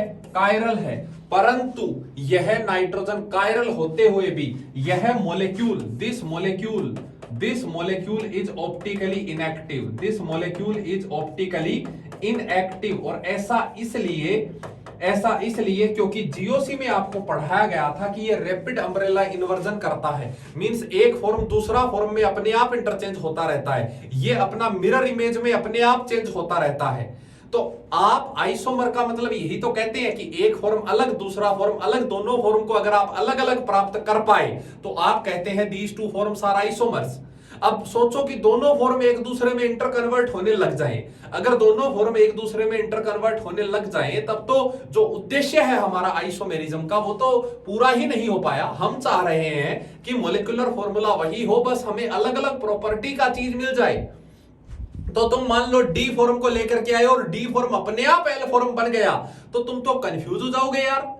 या कुछ डी और कुछ एल, ओवरऑल वो ऑप्टिकली इनएक्टिव, इसमें कुछ फॉर्म पार्ट डी फॉर्म का कुछ अपने आप ये एल में कन्वर्ट हो जाता है रैपिड अम्ब्रेला इन्वर्जन के कारण, फ्लिप करता है ये उसके कारण। इस कारण से हालांकि इसमें कायरल सेंटर है परंतु ये ऑप्टिकली इनएक्टिव होता है। इसके अलावा जिस भी मॉलिक्यूल में एक कायरल सेंटर होगा, सिंगल कायरल सेंटर जिसमें भी होगा वो ऑप्टिकली एक्टिव होगा। एक से ज्यादा कायरल सेंटर हो तब आपको चेक करना पड़ेगा पीओएस यूएस लगा करके। वो हम कैसे करेंगे वो जानेंगे। तो पहले एक कायरल सेंटर की बात करते हैं, देखते हैं इसमें कायरल सेंटर है या नहीं। तो ऐसा रिंग वाला सिचुएशन जब आ जाए तो किसी sp3 एटम को पकड़ो, उसके 4 ग्रुप अलग अलग देखो। रिंग में देखना है तो कैसे देखेंगे, जैसे ये तो sp2 है, यहां हो नहीं सकता, ये sp3 है, लेकिन यहां 2 हाइड्रोजन सेम है, ये sp3 है, इस पे एक लगा हुआ है मिथाइल ग्रुप, एक लगा हुआ है हाइड्रोजन, 2 ग्रुप तो अलग अलग दिख गए। अब बाकी 2 ग्रुप के लिए आप इधर से चलो और इधर से चलो, लास्ट तक, आखिर तक चलना है, जब तक पॉइंट ऑफ डिफरेंस ना मिल जाए। अगर पॉइंट ऑफ डिफरेंस मिल गया आखिर तक जाने में, तो आप कहेंगे this centre is chiral centre या this carbon is chiral carbon. As यहां पर डिफरेंस मिल रहा है इसलिए है कायरल कार्बन है, कायरल कार्बन को हम स्टार लगा देंगे। अगेन ये वाला कार्बन भी कायरल कार्बन होगा, ये नहीं होगा क्योंकि sp2 है, यहां 2 हाइड्रोजन सेम है इसलिए यह नहीं होगा, परंतु यह कायरल सेंटर होगा क्योंकि एक यहां पर लगा हुआ है हाइड्रोजन, इस कारण से यह कायरल सेंटर होगा। यह sp2 है और यह sp3 है, कायरल सेंटर इसमें नहीं होगा। चलिए आगे चलते हैं, आगे चलते हैं। जैसे इस मॉलिक्यूल, ये बहुत बेहतरीन है, आप वीडियो पॉज करके इसमें चेक कर सकते हैं कि कितने कायरल सेंटर है। कोशिश करिए जरा करने का, इसको करने की कोशिश करिए कि इसमें कितने कायरल सेंटर आपको नजर आ रहे हैं। चलिए बात करते हैं, जैसे मान लो ये sp3 कार्बन है, इसके एक हाइड्रोजन और एक OH है, ये कायरल सेंटर हो गया। ये sp2 है लेकिन ये कायरल सेंटर हो गया यहां पर मेरे भाई ये कायरल सेंटर है, यह भी कायरल सेंटर है, यह नहीं है, यह कायरल सेंटर है, यह भी कायरल सेंटर है, यह कायरल सेंटर है, यह कायरल सेंटर है, परंतु इसके बाद कोई सा भी कायरल सेंटर आगे नहीं है। तो इस प्रकार से 1 2 3 4 5 6 7 कायरल सेंटर इसमें आपको देखने को मिल रहे हैं।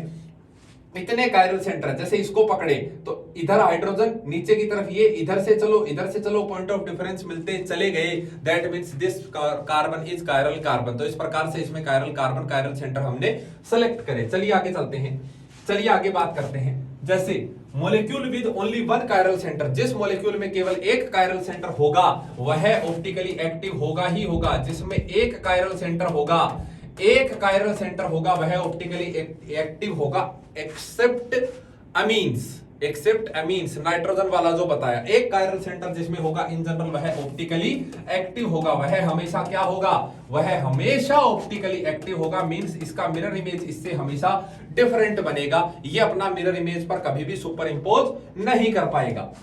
2 कायरल सेंटर वाले की बात करते हैं। जैसे देखिए यह कायरल सेंटर है और यह भी कायरल सेंटर है। इसका मैंने एक जनरल स्ट्रक्चर बनाया, that is this CH3, this is HOH और HOH, this is N general structure. हालांकि इसमें 2 कायरल सेंटर है, पर आप देख पा रहे हैं इसमें लग गया प्लेन ऑफ सिमेट्री लगने के कारण यह ऑप्टिकली इनएक्टिव हो गया। यह मेरे भाई क्या हो गया, ऑप्टिकली इनएक्टिव हो गया due to plane of symmetry. इसका अगला फॉर्म मैं यह भी बना सकता हूं, अगला फॉर्म मैं यह बना लूंगा CH3 H और OH, H और OH, सॉरी इधर OH इधर H, और अगला बना लीजिए इसका मिरर इमेज, इधर OH इधर H, यह हो गया CH3, यहां पर H, यहां पर OH और यह हो गया CH3। तो इस प्रकार से इसमें आपने इसका स्ट्रक्चर्स बनाए, इसके स्ट्रक्चर्स आपने बना लिए हैं। ध्यान दीजिएगा, यही स्ट्रक्चर बन सकते थे जो अपन ने बना लिए। 3 पॉसिबल स्ट्रक्चर हैं जिसमें एक ऑप्टिकली इनएक्टिव है, बाकी 2 ये वाले जो दोनों फॉर्म है ये ऑप्टिकली एक्टिव है, दोनों एक दूसरे की मिरर इमेज जैसे दिखते हैं। ठीक, अच्छा, ऐसा फॉर्म जिसमें कायरल कार्बन हो, परंतु वह मॉलिक्यूल ऑप्टिकली इनएक्टिव हो जाए। ऐसा मॉलिक्यूल जिसमें कायरल कार्बन तो है परंतु that molecule is optically inactive because of symmetry element, ऐसे कंपाउंड को कहा जाता है मीजो। मेरे भाई इसे क्या कहा जाता है, इसे कहा जाता है मीजो। ऐसा जिसमें कायरल सेंटर तो है परंतु वह ऑप्टिकली इनएक्टिव है, that is called meso. Clear? 2 optically active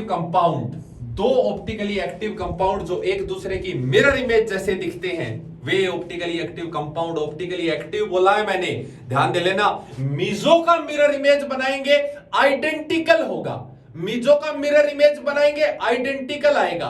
clear? उसे नहीं बोलेंगे मीजो का मिरर इमेज, मेरे भाई मीजो तो ऑप्टिकली इनएक्टिव है, तो जब आप मीजो का मिरर इमेज बनाएंगे दैट विल बी आइडेंटिकल। तो ध्यान रखिएगा, ऐसे 2 मॉलिक्यूल जो ऑप्टिकली एक्टिव है, जो दो मॉलिक्यूल, 2 फॉर्म जो क्या होने चाहिए, पहला ऑप्टिकली एक्टिव होना चाहिए, दूसरा एक दूसरे की क्या दिखने चाहिए, मिरर इमेज होने चाहिए, ऑप्टिकली एक्टिव भी हो, एक दूसरा की मिरर इमेज जैसे भी दिखते हो, इन्हें कहा जाता है इनेंशियोमर्स।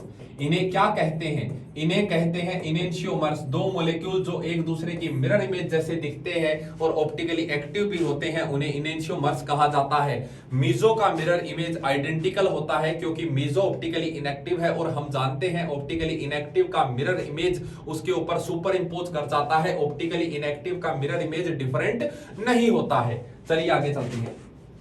अगला देखो, डायस्टीरियोमर्स। डायस्टीरियोमर क्या होते हैं? दो कंपाउंड जो एक दूसरे की मिरर इमेज जैसे, दो स्टीरियो आइसोमर। ध्यान रखिएगा, इनेंशियोमर में ऑप्टिकल एक्टिविटी जरूरी है, परंतु डायस्टीरियोमर में ऑप्टिकल एक्टिविटी जरूरी नहीं है। दो स्टीरियो आइसोमर होने चाहिए बस, चाहे वो ज्योमेट्रिकल हो चाहे ऑप्टिकल हो। दो स्टीरियो आइसोमर्स जो एक दूसरे की मिरर इमेज जैसे नहीं होते, जो एक दूसरे की मिरर इमेज जैसे नहीं दिखते, एक दूसरे की मिरर इमेज जैसे नहीं दिखते हैं, मिरर इमेज नहीं होते हैं, जो दो एक दूसरे की मिरर इमेज नहीं होते, उन्हें कहा जाता है डायस्टीरियोमर्स। जैसे मेरे भाई मीजो ले लूं, जैसे ये हो गया मीजो, और इसके सामने मैं दूसरा ये ले आऊं, ये दोनों आपस में एक दूसरे के क्या हैं? ये दोनों आपस में एक दूसरे के स्टीरियो आइसोमर हैं, दोनों एक दूसरे की मिरर इमेज जैसे नहीं दिखते, इसलिए हम इन्हें क्या नाम दे देंगे? डायस्टीरियोमर्स। इसी प्रकार से सिस फॉर्म और ट्रांसफॉर्म, ये एक दूसरे के स्टीरियो आइसोमर हैं लेकिन एक दूसरे के मिरर इमेज जैसे नहीं दिखते। डायस्टीरियोमर के लिए शर्त इतना ही है कि स्टीरियो आइसोमर होने चाहिए और मिरर इमेज जैसे ना दिखें, तो वे डायस्टीरियोमर कहलाते हैं। ये डायस्टीरियोमर होंगे, यह भी डायस्टीरियोमर होगा। चलिए आगे चलते हैं। टू डिफरेंट कायरल सेंटर, अगर दो डिफरेंट कायरल सेंटर है, वो तो सेम कायरल सेंटर था, अब डिफरेंट कायरल सेंटर है। डिफरेंट कायरल सेंटर है तो इसका कितना फॉर्म बनेगा? ये CHO, यहां पर CH3, HOH, ये HOH, क्या ये मीजो है? नहीं, यह मीजो नहीं है। एक ये बन गया तो इसका मिरर इमेज डिफरेंट बनेगा, यह हो गया इसका मिरर इमेज, यह हो गया इसका mirror image, this mirror image is different, पहला फॉर्म। और दूसरा फॉर्म, अगला CHO, यहां पर कर दो HOH, यहां पर कर दो OHH, यहां पर कर दो OHH, और यहां पर CH3, यह भी ऑप्टिकली एक्टिव, तो एक इसका मिरर इमेज बनेगा। इसका मिरर इमेज हो गया कुछ इस प्रकार का OHH, और यहां पर लग गया HOH, यहां पर लग गया HOH, और ये हो गया यहां पर ऊपर CHO और नीचे हो गया CH3, नीचे हो गया CH3। क्लियर है? ओके। अच्छा, पहला में चेंज सेम रखा, दूसरे में चेंज किए, पहले में सेम रखा, दूसरे में चेंज किए, अब दूसरे को सेम रखो, पहले में चेंज करो, तो यही बन जाएगा। मतलब इसमें टोटल कितने फॉर्म नजर आ रहे हैं आपको? इसमें टोटल 4 फॉर्म नजर आ रहे हैं। कितने फॉर्म नजर आ रहे हैं? 4 फॉर्म नजर आ रहे हैं, और चारों एक दूसरे के क्या क्या होंगे? पहला और दूसरा एक दूसरे के, बताओ क्या कहलाएंगे? पहला और दूसरा एक दूसरे के इनेंशियोमर्स कहलाएंगे। मान लो पहला ये है, दूसरा ये है, तीसरा ये है, चौथा ये है। पहला और दूसरा एक दूसरे की मिरर इमेज जैसे दिखते हैं, दो कंपाउंड जो एक दूसरे की मिरर इमेज जैसे दिखते हैं और ऑप्टिकली एक्टिव होते हैं, वे कहलाते हैं इनेंशियोमर्स। दो स्टीरियो आइसोमर, चाहे एक्टिव चाहे इनएक्टिव, सिर्फ स्टीरियो आइसोमर होने चाहिए, और जो एक दूसरे की मिरर इमेज जैसे नहीं दिखते, वे कहलाते हैं डायस्टीरियोमर। पहला और चौथा भी क्या कहलाएंगे? डायस्टीरियोमर। तीसरा चौथा क्या कहलाएंगे? इनेंशियोमर। क्लियर है? इस प्रकार से होता है इनेंशियोमर एंड डायस्टीरियोमर। चलिए आगे चलते हैं। अगला है कॉन्फ़िगरेशन। 3 प्रकार का कॉन्फ़िगरेशन हम पढ़ते हैं, नामकरण हम पढ़ते हैं ऑप्टिकल एक्टिव कंपाउंड्स में, ऑप्टिकल आइसोमर जो पढ़ा, उनका 3 प्रकार का कॉन्फ़िगरेशन, 3 प्रकार का नामकरण होता है। पहला नामकरण होता है एब्सोल्यूट कॉन्फ़िगरेशन। यह R&S नोमेनक्लेचर सिस्टम भी कहलाता है, और ये रूल्स के अनुसार करते हैं। इसके कुछ नियम हैं, उन नियमों के अकॉर्डिंग एब्सोल्यूट कॉन्फ़िगरेशन किया जाता है। दूसरा है रिलेटिव कॉन्फ़िगरेशन, किसी स्टैंडर्ड मॉलिक्यूल के रेस्पेक्ट में किया जाता है रिलेटिव कॉन्फ़िगरेशन। यह होता है capital D and capital L। In general glyceraldehyde अब कैसे होता है जानेंगे। ग्लिसरेल्डिहाइड के रेस्पेक्ट में इसे किया जाता है ग्लिसरेल्डिहाइड के रेस्पेक्ट में। और अगला होता है एक्सपेरिमेंटल, जो कि होता है small d and small l, या इसको हम प्लस माइनस भी कहते हैं, प्लस माइनस भी। और ये एक्सपेरिमेंट करके अगर क्लॉकवाइज घुमाया डेक्स्ट्रो रोटेटरी, अगर एंटी क्लॉकवाइज घुमाया तो लीवो रोटेटरी। तो 3 प्रकार का कॉन्फ़िगरेशन की हम चर्चा करेंगे, RS, DL and small dl। Clear? सबसे पहला लेते हैं RS नोमेनक्लेचर सिस्टम। ध्यान से समझना, सबसे पहला absolute configuration RS nomenclature system. R का मतलब होता है मेरे भाई रेक्टस, आर का मतलब होता है रेक्टस, एस का मतलब होता है सिनिस्टर, एस का मतलब होता है सिनिस्टर, सिनिस्टर ये इनका मतलब है सिनिस्टर। आर का मतलब रेक्टस और अरे यार, आर का मतलब रेक्टस और एस का मतलब सिनिस्टर, सिनिस्टर ये मतलब होता है। ध्यान दीजिएगा, आर का मिरर इमेज जो होता है वो हूबहू एस होता है। आर का जो मिरर इमेज होता है, आर का हूबहू मिरर इमेज क्या कहलाता है? एस कहलाता है, ध्यान रखिएगा। और R S nomenclature system, R S nomenclature system rules पर आधारित है। किस पर आधारित है? बेस्ड ऑन रूल्स, नियम कायदों के आधार पर आर एस नोमेनक्लेचर सिस्टम किया जाता है। चलिए अब आर एस नोमेनक्लेचर सिस्टम करते हैं। फिशर में रूल बता देता हूं। पहला नियम है सीआईपी रूल्स के अकॉर्डिंग प्रायोरिटी डिसाइड करो। सीआईपी रूल्स के अनुसार आपको क्या करना है? ग्रुप्स का प्रायोरिटी डिसाइड करना है। ग्रुप्स का प्रायोरिटी, जो 4 ग्रुप लगे होंगे उनका प्रायोरिटी डिसाइड करिए। ठीक है, प्रायोरिटी डिसाइड करिए। अब fourth priority group, fourth priority group कहां पर है? फोर्थ प्रायोरिटी ग्रुप अगर वर्टिकल लाइन पर है, कहां पर है? अगर वर्टिकल लाइन पर है तो 1 से 2 मूव करना होता है। आपको क्या करना होता है? 1 to 2 मूव करना होता है। आप क्या करते हो बेटा? 1 to 2 मूव। आपने नोमेनक्लेचर, आपने क्या कर लिया? नंबरिंग कर लिया। ठीक है, सीआईपी रूल्स के अकॉर्डिंग प्रायोरिटी डिसाइड 1 2 3 4। फिर आप क्या करते हो? 1 से 2 की तरफ मूव करते हो। 1 से 2 की तरफ मूवमेंट क्लॉकवाइज भी हो सकता है, 1 से 2 की तरफ मूवमेंट एंटी क्लॉकवाइज भी हो सकता है। तो जब आप मूवमेंट कर रहे हैं तब फोर्थ प्रायोरिटी ग्रुप को जरूर ध्यान में रखेंगे। तब आप क्या करेंगे? फोर्थ प्रायोरिटी ग्रुप को जरूर ध्यान में रखेंगे कि फोर्थ प्रायोरिटी ग्रुप कहां पर है। फोर्थ प्रायोरिटी ग्रुप हो सकता है वर्टिकल लाइन पर हो सकता है fourth priority group horizontal line पर हो। अगर fourth priority group vertical line पर है, फिर आप 1 से 2 की तरफ मूव करें। फोर्थ प्रायोरिटी ग्रुप कहां पर है? वर्टिकल लाइन पर है, खड़ी लाइन पर है, और आप 1 से 2 की तरफ मूव कर रहे हैं। यह मूवमेंट अगर क्लॉकवाइज है तब 1 to 2 क्लॉकवाइज मूवमेंट अगर आपका आया तो वह फॉर्म कहलाती है आर फॉर्म। वह फॉर्म क्या कहलाती है? R form. और अगर 1 to 2 मूवमेंट एंटी क्लॉकवाइज आया तो वह फॉर्म कहलाती है एस फॉर्म। वह फॉर्म क्या कहलाती है? S form. अगर अगला देखो, अगर तीसरा नियम, fourth priority group vertical line की बजाय कहां पर है मेरे भाई? अब की बार कहां पर है ये बता दे जरा। हॉरिजॉन्टल लाइन पर है तो उल्टा कर देना। 1 से 2 क्लॉकवाइज अगर आप चल रहे हो तो यह होगा एस, और अगर 1 से 2 एंटी क्लॉकवाइज आप चले, अगर 1 से 2 आपने एंटी क्लॉकवाइज चलना है तब ये होगा आर। और ध्यान रखिएगा, अगर ऐसा सिचुएशन आ जाए, जैसे मान लो मैं एक एग्जांपल देता हूं, यहां पर है 4, यहां पर है 1, यहां पर है 2, यहां पर है 3, 1 to 2 कैसे चले? एंटी क्लॉकवाइज चले। फोर्थ प्रायोरिटी ग्रुप कहां पर है? वर्टिकल लाइन पर है। तो यह फॉर्म कहलाएगा कौन सा? एस फॉर्म कहलाएगा। क्या कहलाएगा? एस फॉर्म कहलाएगा। क्लियर है? ओके, अगला देखो। अब देखो, अगर मान लो 1 यहां पर आ जाए और 2 यहां पर आ जाए, 4 यहां पर आ जाए और 3 यहां पर आ जाए। अब हम 1 to 2 मूव सीधा नहीं कर सकते। 1 से 2 के पास आप सीधा, जैसे यहां 1 से 2 के पास पहुंच गए थे, वैसे आप 1 से 2 यहां नहीं पहुंच पाएंगे। आपको किसी एक ग्रुप को क्रॉस करना पड़ेगा। वेदर अगर आपको 4 की छाती पर पैर रखना पड़ेगा या तो तुमको 3 के ऊपर पैर रख के आगे जाना पड़ेगा। तुम 3 के ऊपर पैर रख के जाओगे कि बताओ 4 के ऊपर पैर रख के जाओगे? 4 कमजोर है, 4 इज कमजोर। Less priority group is fourth priority group. तो आप 1 to 2 मूव करेंगे और ऐसा सिचुएशन में अगर आप फंस गए तब आप फोर्थ प्रायोरिटी ग्रुप को क्रॉस करेंगे। ऐसे ही याद रखना, कमजोर के ऊपर पैर रख करके तुम आगे बढ़ते हो नालायक। तो 1 to 2 मूव करने के लिए आप फोर्थ प्रायोरिटी ग्रुप को क्रॉस कर सकते हो। और ये वाला फोर्थ प्रायोरिटी ग्रुप कहां पर है? हॉरिजॉन्टल लाइन पर। तब 1 to 2 एंटी क्लॉकवाइज क्या कहलाता है? आर कहलाता है। 1 to 2 एंटी क्लॉकवाइज क्या कहलाता है? आर कहलाता है। आर कहलाता है। क्या कहलाता है? आर। जैसे मेरे को एक एग्जांपल पूछा गया कि सेकंड और थर्ड कार्बन के रेस्पेक्ट में मेरे को आरएस कॉन्फ़िगरेशन करके दो। ठीक है, पहले तो ये तय करना कि सेकंड कार्बन कौन सा है और थर्ड कार्बन कौन सा है। कार्बन का चेन में नंबरिंग कर लेना। नालायक क्या कर लेगा? नंबरिंग कर लेगा। कहां पर? कार्बन की चेन में। चल कार्बन कंटेनिंग फंक्शनल ग्रुप को क्या गुरुजी ऊपर से कर लो। अरे नालायक, ऊपर से मत कर लेना, ऊपर से मत कर लेना।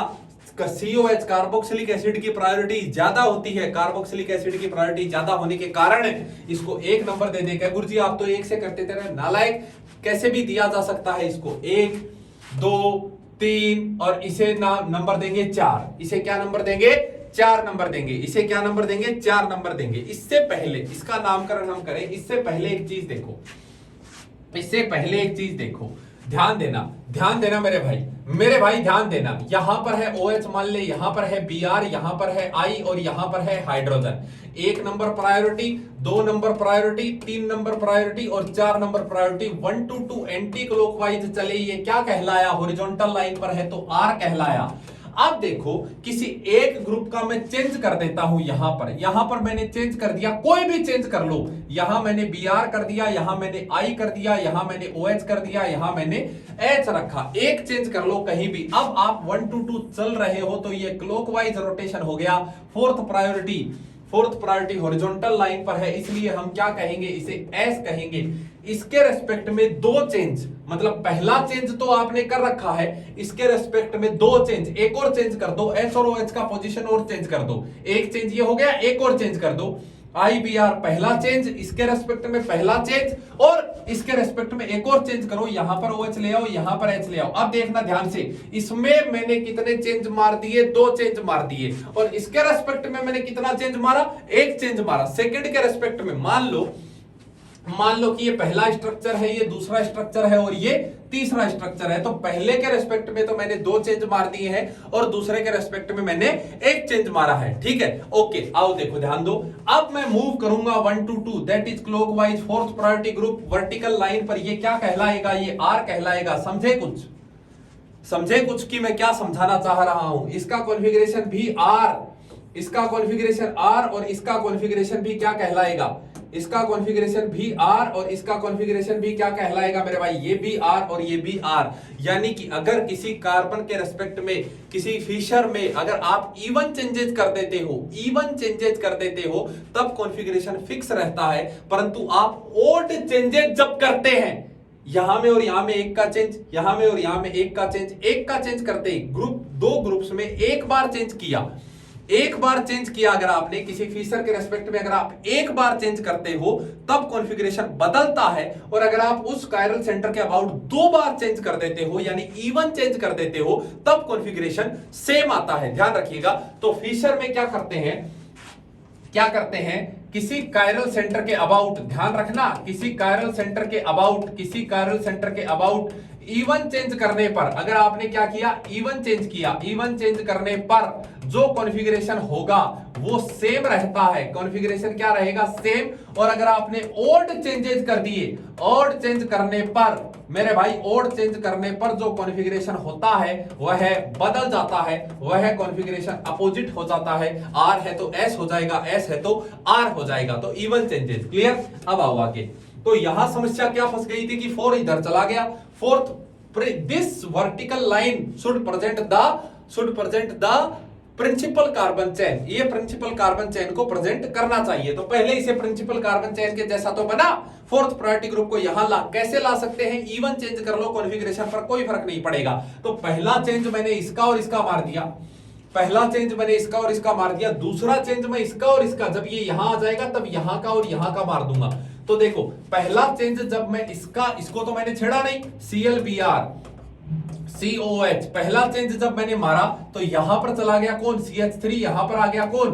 CHO, यहां पर आ गया कौन? CHO। फिर CHO और H के बीच में चेंज मार दे तो यहां H आ जाएगा और यहां CHO आ जाएगा। देख ले, पहला चेंज मैंने इन दोनों के बीच में किया, कॉन्फ़िगरेशन बदल गया। अगला चेंज मैंने H और OH का कर दिया, कॉन्फ़िगरेशन सेम आ गया। लेकिन अभी भी ये आपका स्टैंडर्ड फीचर नहीं है। तो मैंने कहा था प्लेन में 180 डिग्री से घुमा सकते हो आप इसे। तो आपने क्या कर लिया? इसे प्लेन में 180 डिग्री से घुमा लिया। 180 डिग्री से घुमाने पर प्लेन में कॉन्फ़िगरेशन पे कोई फर्क नहीं पड़ता, ये सेम रहता है। COH हो गया, ये CH3 आ गया।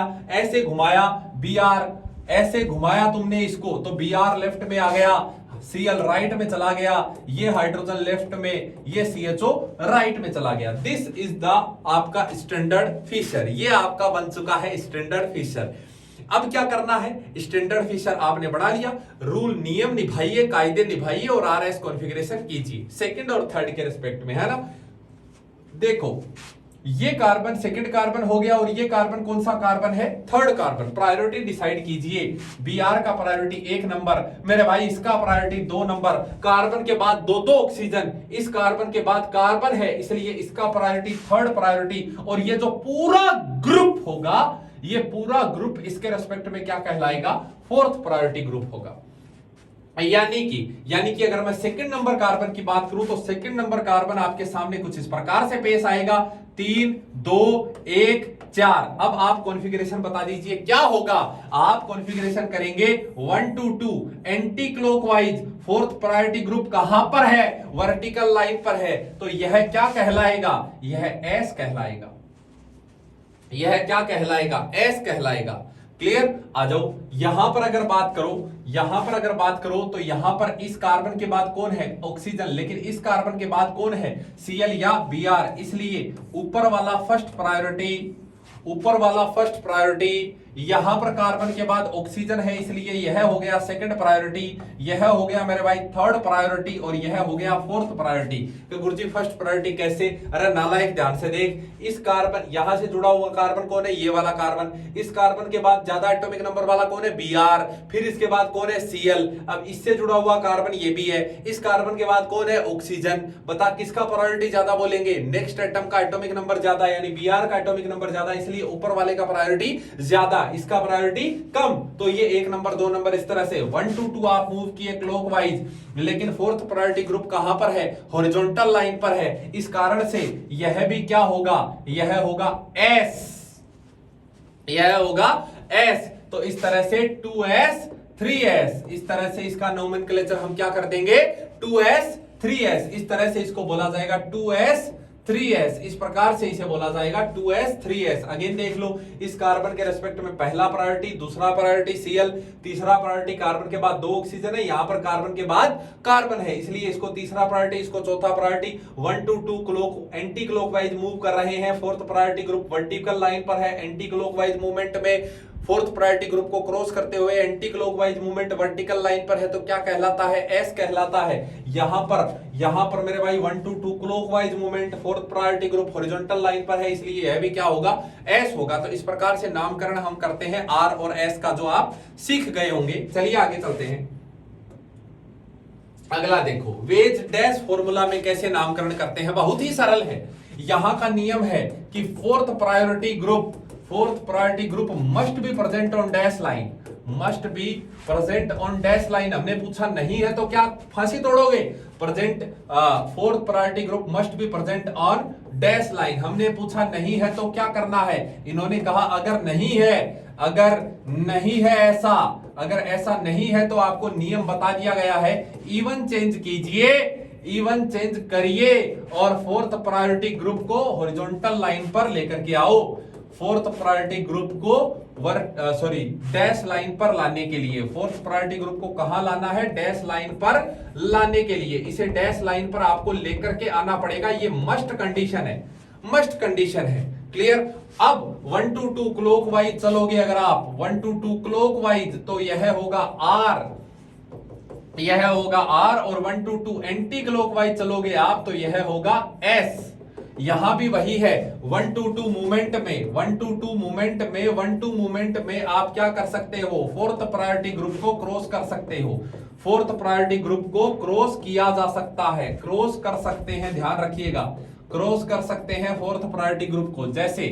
जैसे देखो मेरे भाई, जैसे देखो, मान लो यहां पर है CH3, यहां पर है D, यहां पर है आपका H और यहां पर कौन है, यहां पर है CHO, यहां पर कौन है, CHO। अब मुझे इसका नोमेनक्लेचर करना है कि ये R है कि ऐसे मैं नहीं कर पाऊंगा। नियम ये कहता है कि फोर्थ पहले प्रायोरिटी तय करो, 1 2 3 4 प्रायोरिटी तय हो चुकी है। अब ये है कि fourth priority group must be present on dash line. आप कुछ भी करके इसको डैश पर लेकर के आओ, तो आप इसको फोर्थ प्रायोरिटी ग्रुप को डैश लाइन पर लाने के लिए इसमें क्या किया जा सकता है, इसमें इवन चेंज करे जा सकते हैं। तो हम यहां पर क्या करवाएंगे, यहां पर इवन चेंज करवाएंगे, करवा लो, इवन चेंज करवा लो। एक बार CHO और CH3 का करवा लो, यहां पर कौन लगा दो, CHO, डैश लाइन पर कौन आ चुका है, CH3 आ चुका है, फिर एक चेंज CH3 और H का करा दो, यहां आ चुका है CH3 और यहां आ चुका है H। तो इस प्रकार से मैंने चेंज करा लिए। इस प्रकार से मैंने क्या कर लिए, इस प्रकार से मैंने चेंज कर लिए बेटा, इस प्रकार से मैं चेंज कर चुका हूं। क्लियर। अब मैं चलूंगा 1 2 2 1 2 3 इस तरह से। ठीक, फर्स्ट प्रायोरिटी ग्रुप ये रहा, सेकंड प्रायोरिटी ग्रुप ये रहा, थर्ड प्रायोरिटी ग्रुप ये रहा, फोर्थ प्रायोरिटी ग्रुप ये रहा। 1 2 2 क्लॉकवाइज ये क्या कहलाएगा, ये आर कहलाएगा। यह क्या कहलाएगा, आर कहलाएगा। तुम चाहो तो फिशर में कन्वर्ट करके देख सकते हो। मान लो इसको फिशर में कन्वर्ट करना है, मैं अगला स्लाइड पर इसको ले जाता हूं। जैसे CHO DCH3H, देखो यहां पर है CHO मेरे भाई, यहां पर है D, यहां पर है CH3 और यहां पर है H। आप चाहो तो इसको फिशर में कन्वर्ट कर लो। ये CHO यहां हो गया, यहां पर हो गया D, यहां पर हो गया H और ये हो गया CH3। This is Fischer, this is Fischer but not now standard Fischer. अभी स्टैंडर्ड नहीं है पर कोई बात नहीं, चलो पढ़ा रहने दो। यहां से भी वही आएगा, इवन चेंज करने पर कॉन्फ़िगरेशन तो सेम ही रहना है। तो ये 1 नंबर प्रायोरिटी, ये 2 नंबर प्रायोरिटी, ये 3 नंबर प्रायोरिटी और ये 4 नंबर प्रायोरिटी। 1 2 2 एंटी क्लॉकवाइज जब fourth priority group horizontal line पर है तब ये कॉन्फ़िगरेशन क्या आएगा, तब ये कॉन्फ़िगरेशन आर आएगा। देख लो उसका भी आर आ रहा था, इसका भी आर आ रहा है कॉन्फ़िगरेशन, इसका भी कॉन्फ़िगरेशन क्या है आर, और इसका भी कॉन्फ़िगरेशन क्या आया है, इसका भी कॉन्फ़िगरेशन क्या आया है आर। तो आप चाहो तो फिशर में कन्वर्ट करके कॉन्फ़िगरेशन बना लो और चाहो तो सीधा कॉन्फ़िगरेशन आप कर सकते हैं, बना सकते हैं। क्लियर है, बहुत सरल है यार तुम मजे क्यों नहीं लेते पढ़ाई के। ये केमिस्ट्री इतना मजा दे देगा ना तुमको, इतना मजा दे देगा कि तुम सोच भी नहीं सकते। चलो आगे चलते हैं, चलो आगे चलते हैं। अगला स्टीरियो सेंटर, ऐसा सेंटर जिसके अबाउट स्टीरियो आइसोमेरिज्म होती है, यानी कि जिसके अबाउट अगर आप एक बार 2 ग्रुप्स को चेंज कर दिए तो कॉन्फ़िगरेशन बदल जाता है, नया स्टीरियो आइसोमर बन जाता है। जैसे C double bond C, H यहां पर लगा हुआ है, D यहां पर है मान लो H और यहां पर है D। अब मैं आपसे पूछूं, बताओ इसमें कितने स्टीरियो सेंटर हैं। एक ग्रुप्स को आपस में इंटरचेंज कर दिया जाए तो कॉन्फ़िगरेशन बदल जाए। अभी ये कौन सा वाला फॉर्म नजर आ रहा है, सिस फॉर्म। अगर मैं इन दोनों में आपस में चेंज कर दूं, इन दोनों का रिलेटिव पोजीशन अगर मैं चेंज कर दूं, इनको मैंने चेंज नहीं किया तो यह क्या बन गया, ट्रांस, नया स्टीरियो आइसोमर बन गया। इसलिए यह क्या कहलाएगा, स्टीरियो सेंटर कहलाएगा। मान ले इधर वाले में मैं चेंज किया, मैंने इधर वाले को नहीं छेड़ा और मैंने इधर वाले में एक बार चेंज कर दिया, ये वाला अगेन क्या बन गया, ट्रांस बन गया। यहां से भी नया स्टीरियो आइसोमर बन गया, इसलिए यह भी क्या कहलाया, स्टीरियो सेंटर कहलाया। ऐसा सेंटर जिसके अबाउट अगर ग्रुप्स का पोजीशन एक बार चेंज कर दिया जाए, जिसके अबाउट पोजीशन अगर एक बार बदल दिया जाए तो नया स्टीरियो आइसोमर बन जाए, that is stereo centre, that is stereo centre. Chiral centre is also an stereo centre, क्योंकि कायरल सेंटर के अबाउट भी अगर आप ओड चेंज करेंगे, यानी अगर आप एक चेंज कर देंगे तो वहां भी कॉन्फ़िगरेशन क्या हो जाएगा, चेंज हो जाएगा। तो एक कायरल सेंटर मतलब एक स्टीरियो सेंटर, परंतु एक डबल बॉन्ड के अबाउट, एक ऐसा डबल बॉन्ड जो GI शो करता है, उसके अबाउट आपको कितने स्टीरियो सेंटर देखने को मिलेंगे, उसके अबाउट आपको 2 स्टीरियो सेंटर देखने को मिलेंगे। चलिए आगे चलते हैं, चलिए आगे चलते हैं। अगला है स्टीरियोजेनिक एरिया, ऐसा एरिया जिसके अबाउट स्टीरियो आइसोमेरिज्म होती है, ऐसा एरिया जिसके अबाउट स्टीरियो आइसोमेरिज्म होती है। This is the stereogenic area, this is the stereogenic area of GI, geometrical isomerism का स्टीरियोजेनिक एरिया। और इसी प्रकार से एक कायरल सेंटर, इसके अबाउट भी स्टीरियो आइसोमर हो रही है, इसके अबाउट भी स्टीरियो आइसोमेरिज्म हो रही है। तो एक कायरल सेंटर अपने आप में एक स्टीरियोजेनिक एरिया होता है, अपने आप में एक स्टीरियोजेनिक एरिया होता है कायरल सेंटर। एक कायरल सेंटर अपने आप में एक स्टीरियोजेनिक एरिया भी है और अपने आप में एक कायरल सेंटर एक स्टीरियो सेंटर भी है। लेकिन डबल बॉन्ड जो होता है वो अपने आप में एक स्टीरियोजेनिक एरिया है और उसके रेस्पेक्ट में कितने स्टीरियो सेंटर हैं, 2 stereo centre. Total stereo isomer की बात करते हैं तो आपको क्या दिया हुआ होगा, आपको एक स्ट्रक्चरल फॉर्मूला दिया होगा ऐसा। आप इसको बिल्कुल बीच में से काट के देखेंगे, जैसे आपने इसको बीच में से काटा, ये इक्वल पार्ट में कट गया। अगर ये कट जाए तो एक केस, और अगर ये नहीं कटे तो एक केस। क्लियर।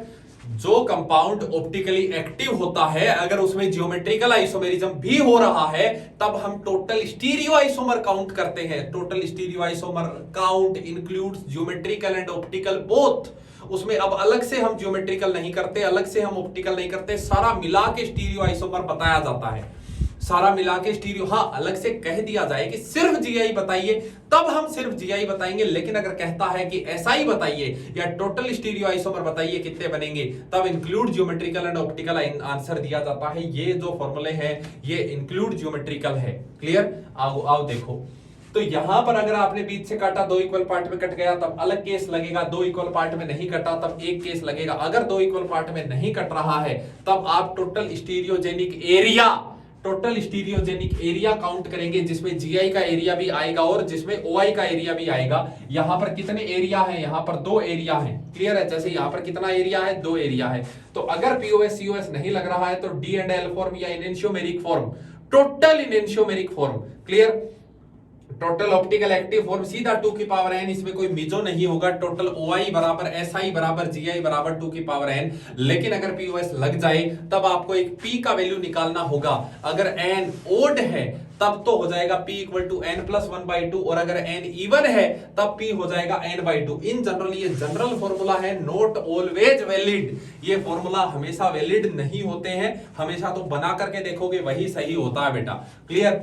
तो 2 की पावर P, 2 की पावर सॉरी P हो जाएगा, यहां से P हो जाएगा n/2। अगर n P इवन है तो, और अगर ओड है तो P हो जाएगा n plus 1/2।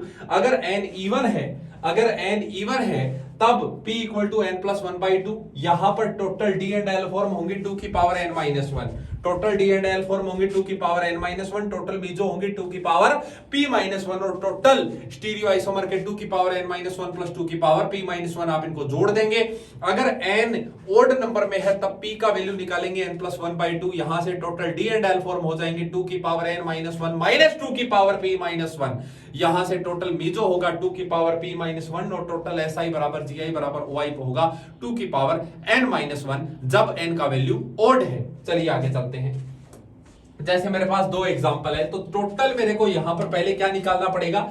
Area of stereo isomer का एरिया, टोटल स्टीरियोजेनिक एरिया। पहला OI का एरिया, दूसरा एरिया, तीसरा एरिया, चौथा एरिया, पांचवा एरिया। तो 5 एरिया हो गए। किसी प्रकार को बीच में से काटोगे, इक्वल पार्ट में कटने का सवाल ही नहीं है।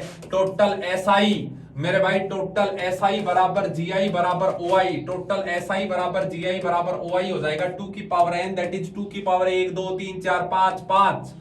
ये हो गया टोटल। अब यहां पर देखो, यहां पर बीच में से काटने पर POS लग गया, यानी इक्वल पार्ट में कट गया। अगर इक्वल पार्ट में कट गया तो आपको देखना है यहां पर नंबर ऑफ स्टीरियोजेनिक एरिया। अगर इवन नंबर में है तब P कितना हो जाएगा? n/2, दैट इज 2/1 यानी 1। ये हो जाएगा। अब टोटल SI बराबर GI बराबर OI, SI बराबर GI बराबर OI कितना होता था? 2 की पावर n-1 प्लस 2 की पावर p-1, 2 की पावर 2-1 प्लस 2 की पावर 1-1। इस प्रकार से इसमें जब आप सोल्व करेंगे तो 2 की पावर 1, 2 की पावर 1 प्लस 2 की पावर 0, यानी कितना फॉर्म आ जाएगा? 3 फॉर्म। और इसका तो बनाया ही था हमने, एक मिजो बनेगा और 2 इनेंशियोमर बनेंगे। क्लियर? 3 फॉर्म इसमें देखने को आपको मिल जाएंगी। क्लियर? इस प्रकार से आप इस प्रश्न को करते हैं। अगला एक चीज, आखिरी चीज देख लीजिए, बस आखिरी चीज, पूरा रिवाइज हम कर चुके हैं। एक चीज होता है रेसेमिक मिक्सचर मेरे भाई, एक चीज होता है रेसेमिक मिक्सचर। हाँ जी, 50% डी फॉर्म, 50% डी फॉर्म और 50% L form, equimolar mixture of D and L form जो होता है उसे हम कहते हैं रेसेमिक मिक्सचर, उसे हम कहते हैं racemic mixture. Equimolar mixture of D and L form is called as racemic mixture. इसे क्या कहा जाता है? इसे रेसेमिक मिक्सचर कहा जाता है। क्लियर है इतना चीज? ठीक है, इसे रेसेमिक मिक्सचर कह रहे हैं। रेसेमिक मिक्सचर में ये क्लॉकवाइज घुमा रहा है, ये एंटी क्लॉकवाइज घुमा रहा, नेट रोटेशन कितना हो जाएगा? 0। Racemic mixture is optically inactive. Racemic mixture क्या होता है? रेसेमिक मिक्सचर ऑप्टिकली इनएक्टिव होता है और एक मॉलिक्यूल ने दूसरे मॉलिक्यूल को काटा है, इसलिए इसे कहा जाता है एक्सटर्नल कंपेंसेशन। इसे कहा जाता है एक्सटर्नल कंपेंसेशन। एक्सटर्नल कंपेंसेशन के कारण यह ऑप्टिकली इनएक्टिव होता है, और कायरल सेंटर होते हुए भी मीजो का ऑप्टिकली इनएक्टिव हो जाना वो कहलाता है इंटरनल कंपेंसेशन।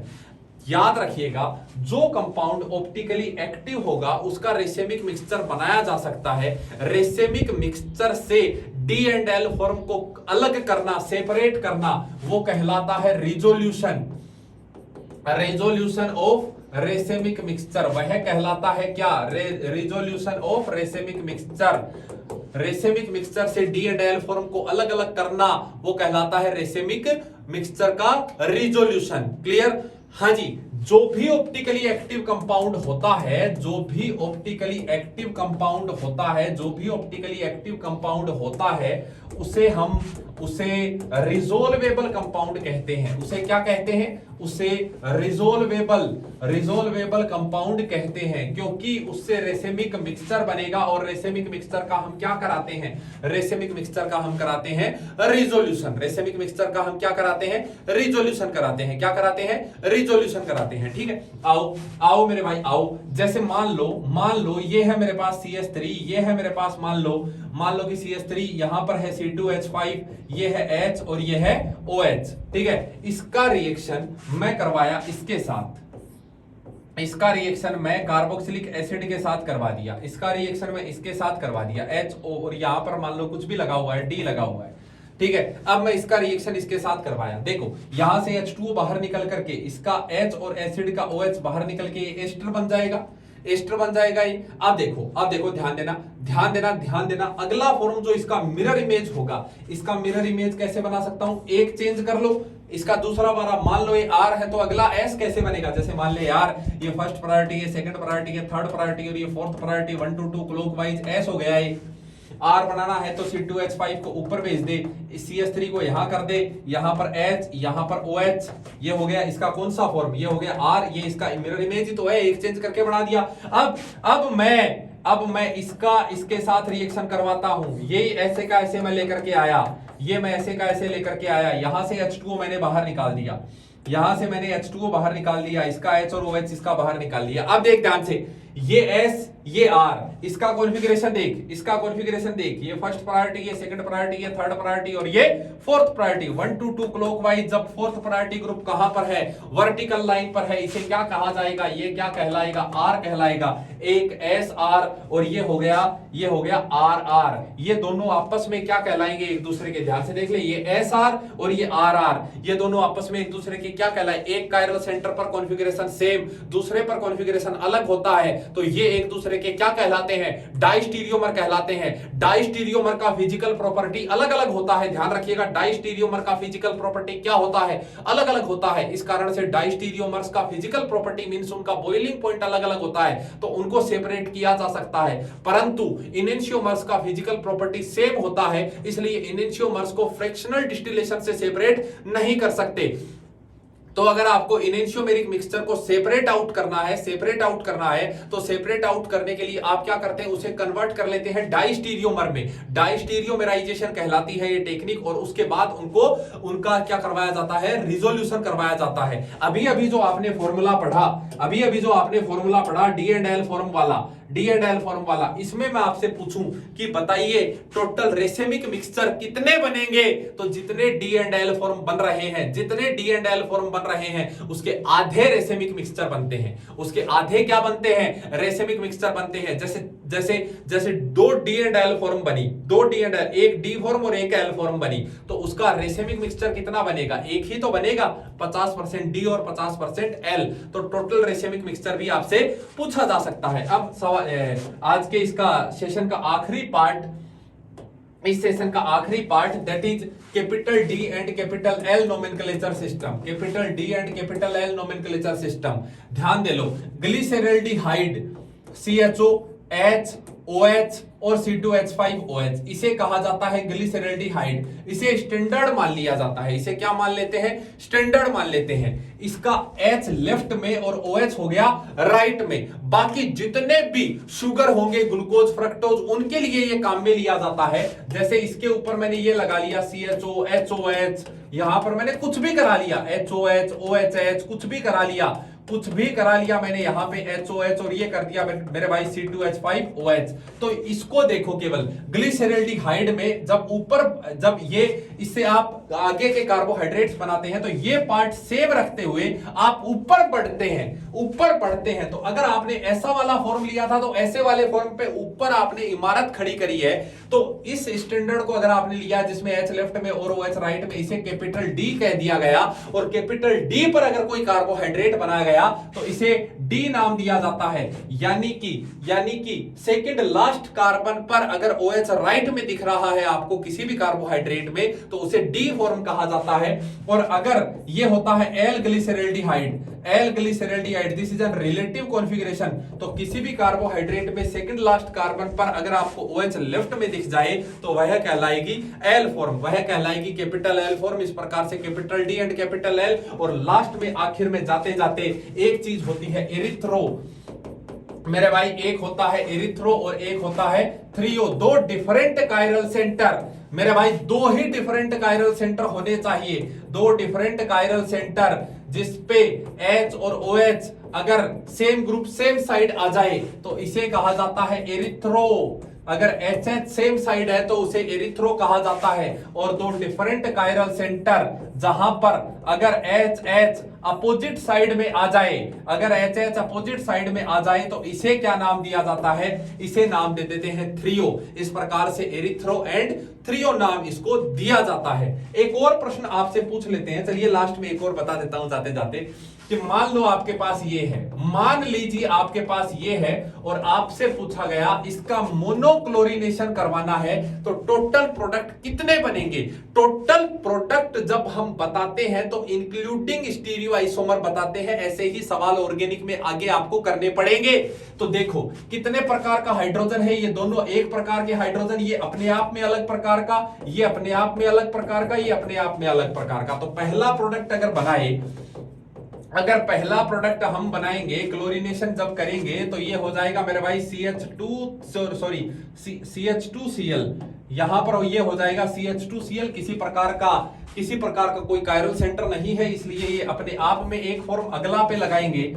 अगले पे अगर आप क्लोरीनेशन कराएंगे, अगले पर अगर आप क्लोरीनेशन करवाएंगे तो ध्यान से देखो, ये कार्बन हो गया कायरल कार्बन, इसलिए इसे कितना फॉर्म मानेंगे, दो फॉर्म मानेंगे। अगले में अगर आप कराएंगे, अगले में अगर आप यहां पर क्लोरीनेशन करवाएंगे CH3 CH2 CH3, तो ये अपने आप में कायरल सेंटर नहीं है, ये एक फॉर्म कहलाएगा। और अगर आप लेफ्ट में CH2Cl CH CH3 और यहां पर हो जाए CH2 CH3, अब देखो ये वाला कार्बन जो हो गया ये कायरल कार्बन हो गया, ये कार्बन जो हो गया ये कायरल कार्बन हो गया। तो अपने आप में ये कितने फॉर्म है, दो फॉर्म है। इस प्रकार से 1 2 3 4 5 6, तो total monochloro product, total monochloro derivative यहां पर कितने बने हैं, यहां पर 6 बने हैं। यहां से कोई कायरल सेंटर नहीं हुआ, यहां से एक कायरल सेंटर हो गया, एक कायरल सेंटर, यहां से भी कोई कायरल सेंटर नहीं हुआ, यहां से एक कायरल सेंटर हो गया। ये दोनों तो एक ही प्रकार के, यहां से ये वाला सेंटर कायरल सेंटर हो गया। इस प्रकार से दो इसके, एक इसका, दो इसके और एक इसका, तो टोटल 6 मोनोक्लोरो डेरिवेटिव बनते हैं। इस प्रकार से वन शॉट ऑप्टिकल आइसोमेरिज्म का यहीं पर समाप्त होता है। जियोमेट्रिकल हम कर चुके हैं, ऑप्टिकल ये हो गया है। आप अच्छे से पढ़िए, लगे रहिए, जुड़े रहिए। तब तक के लिए मिलते हैं जल्द ही। Thank you so much.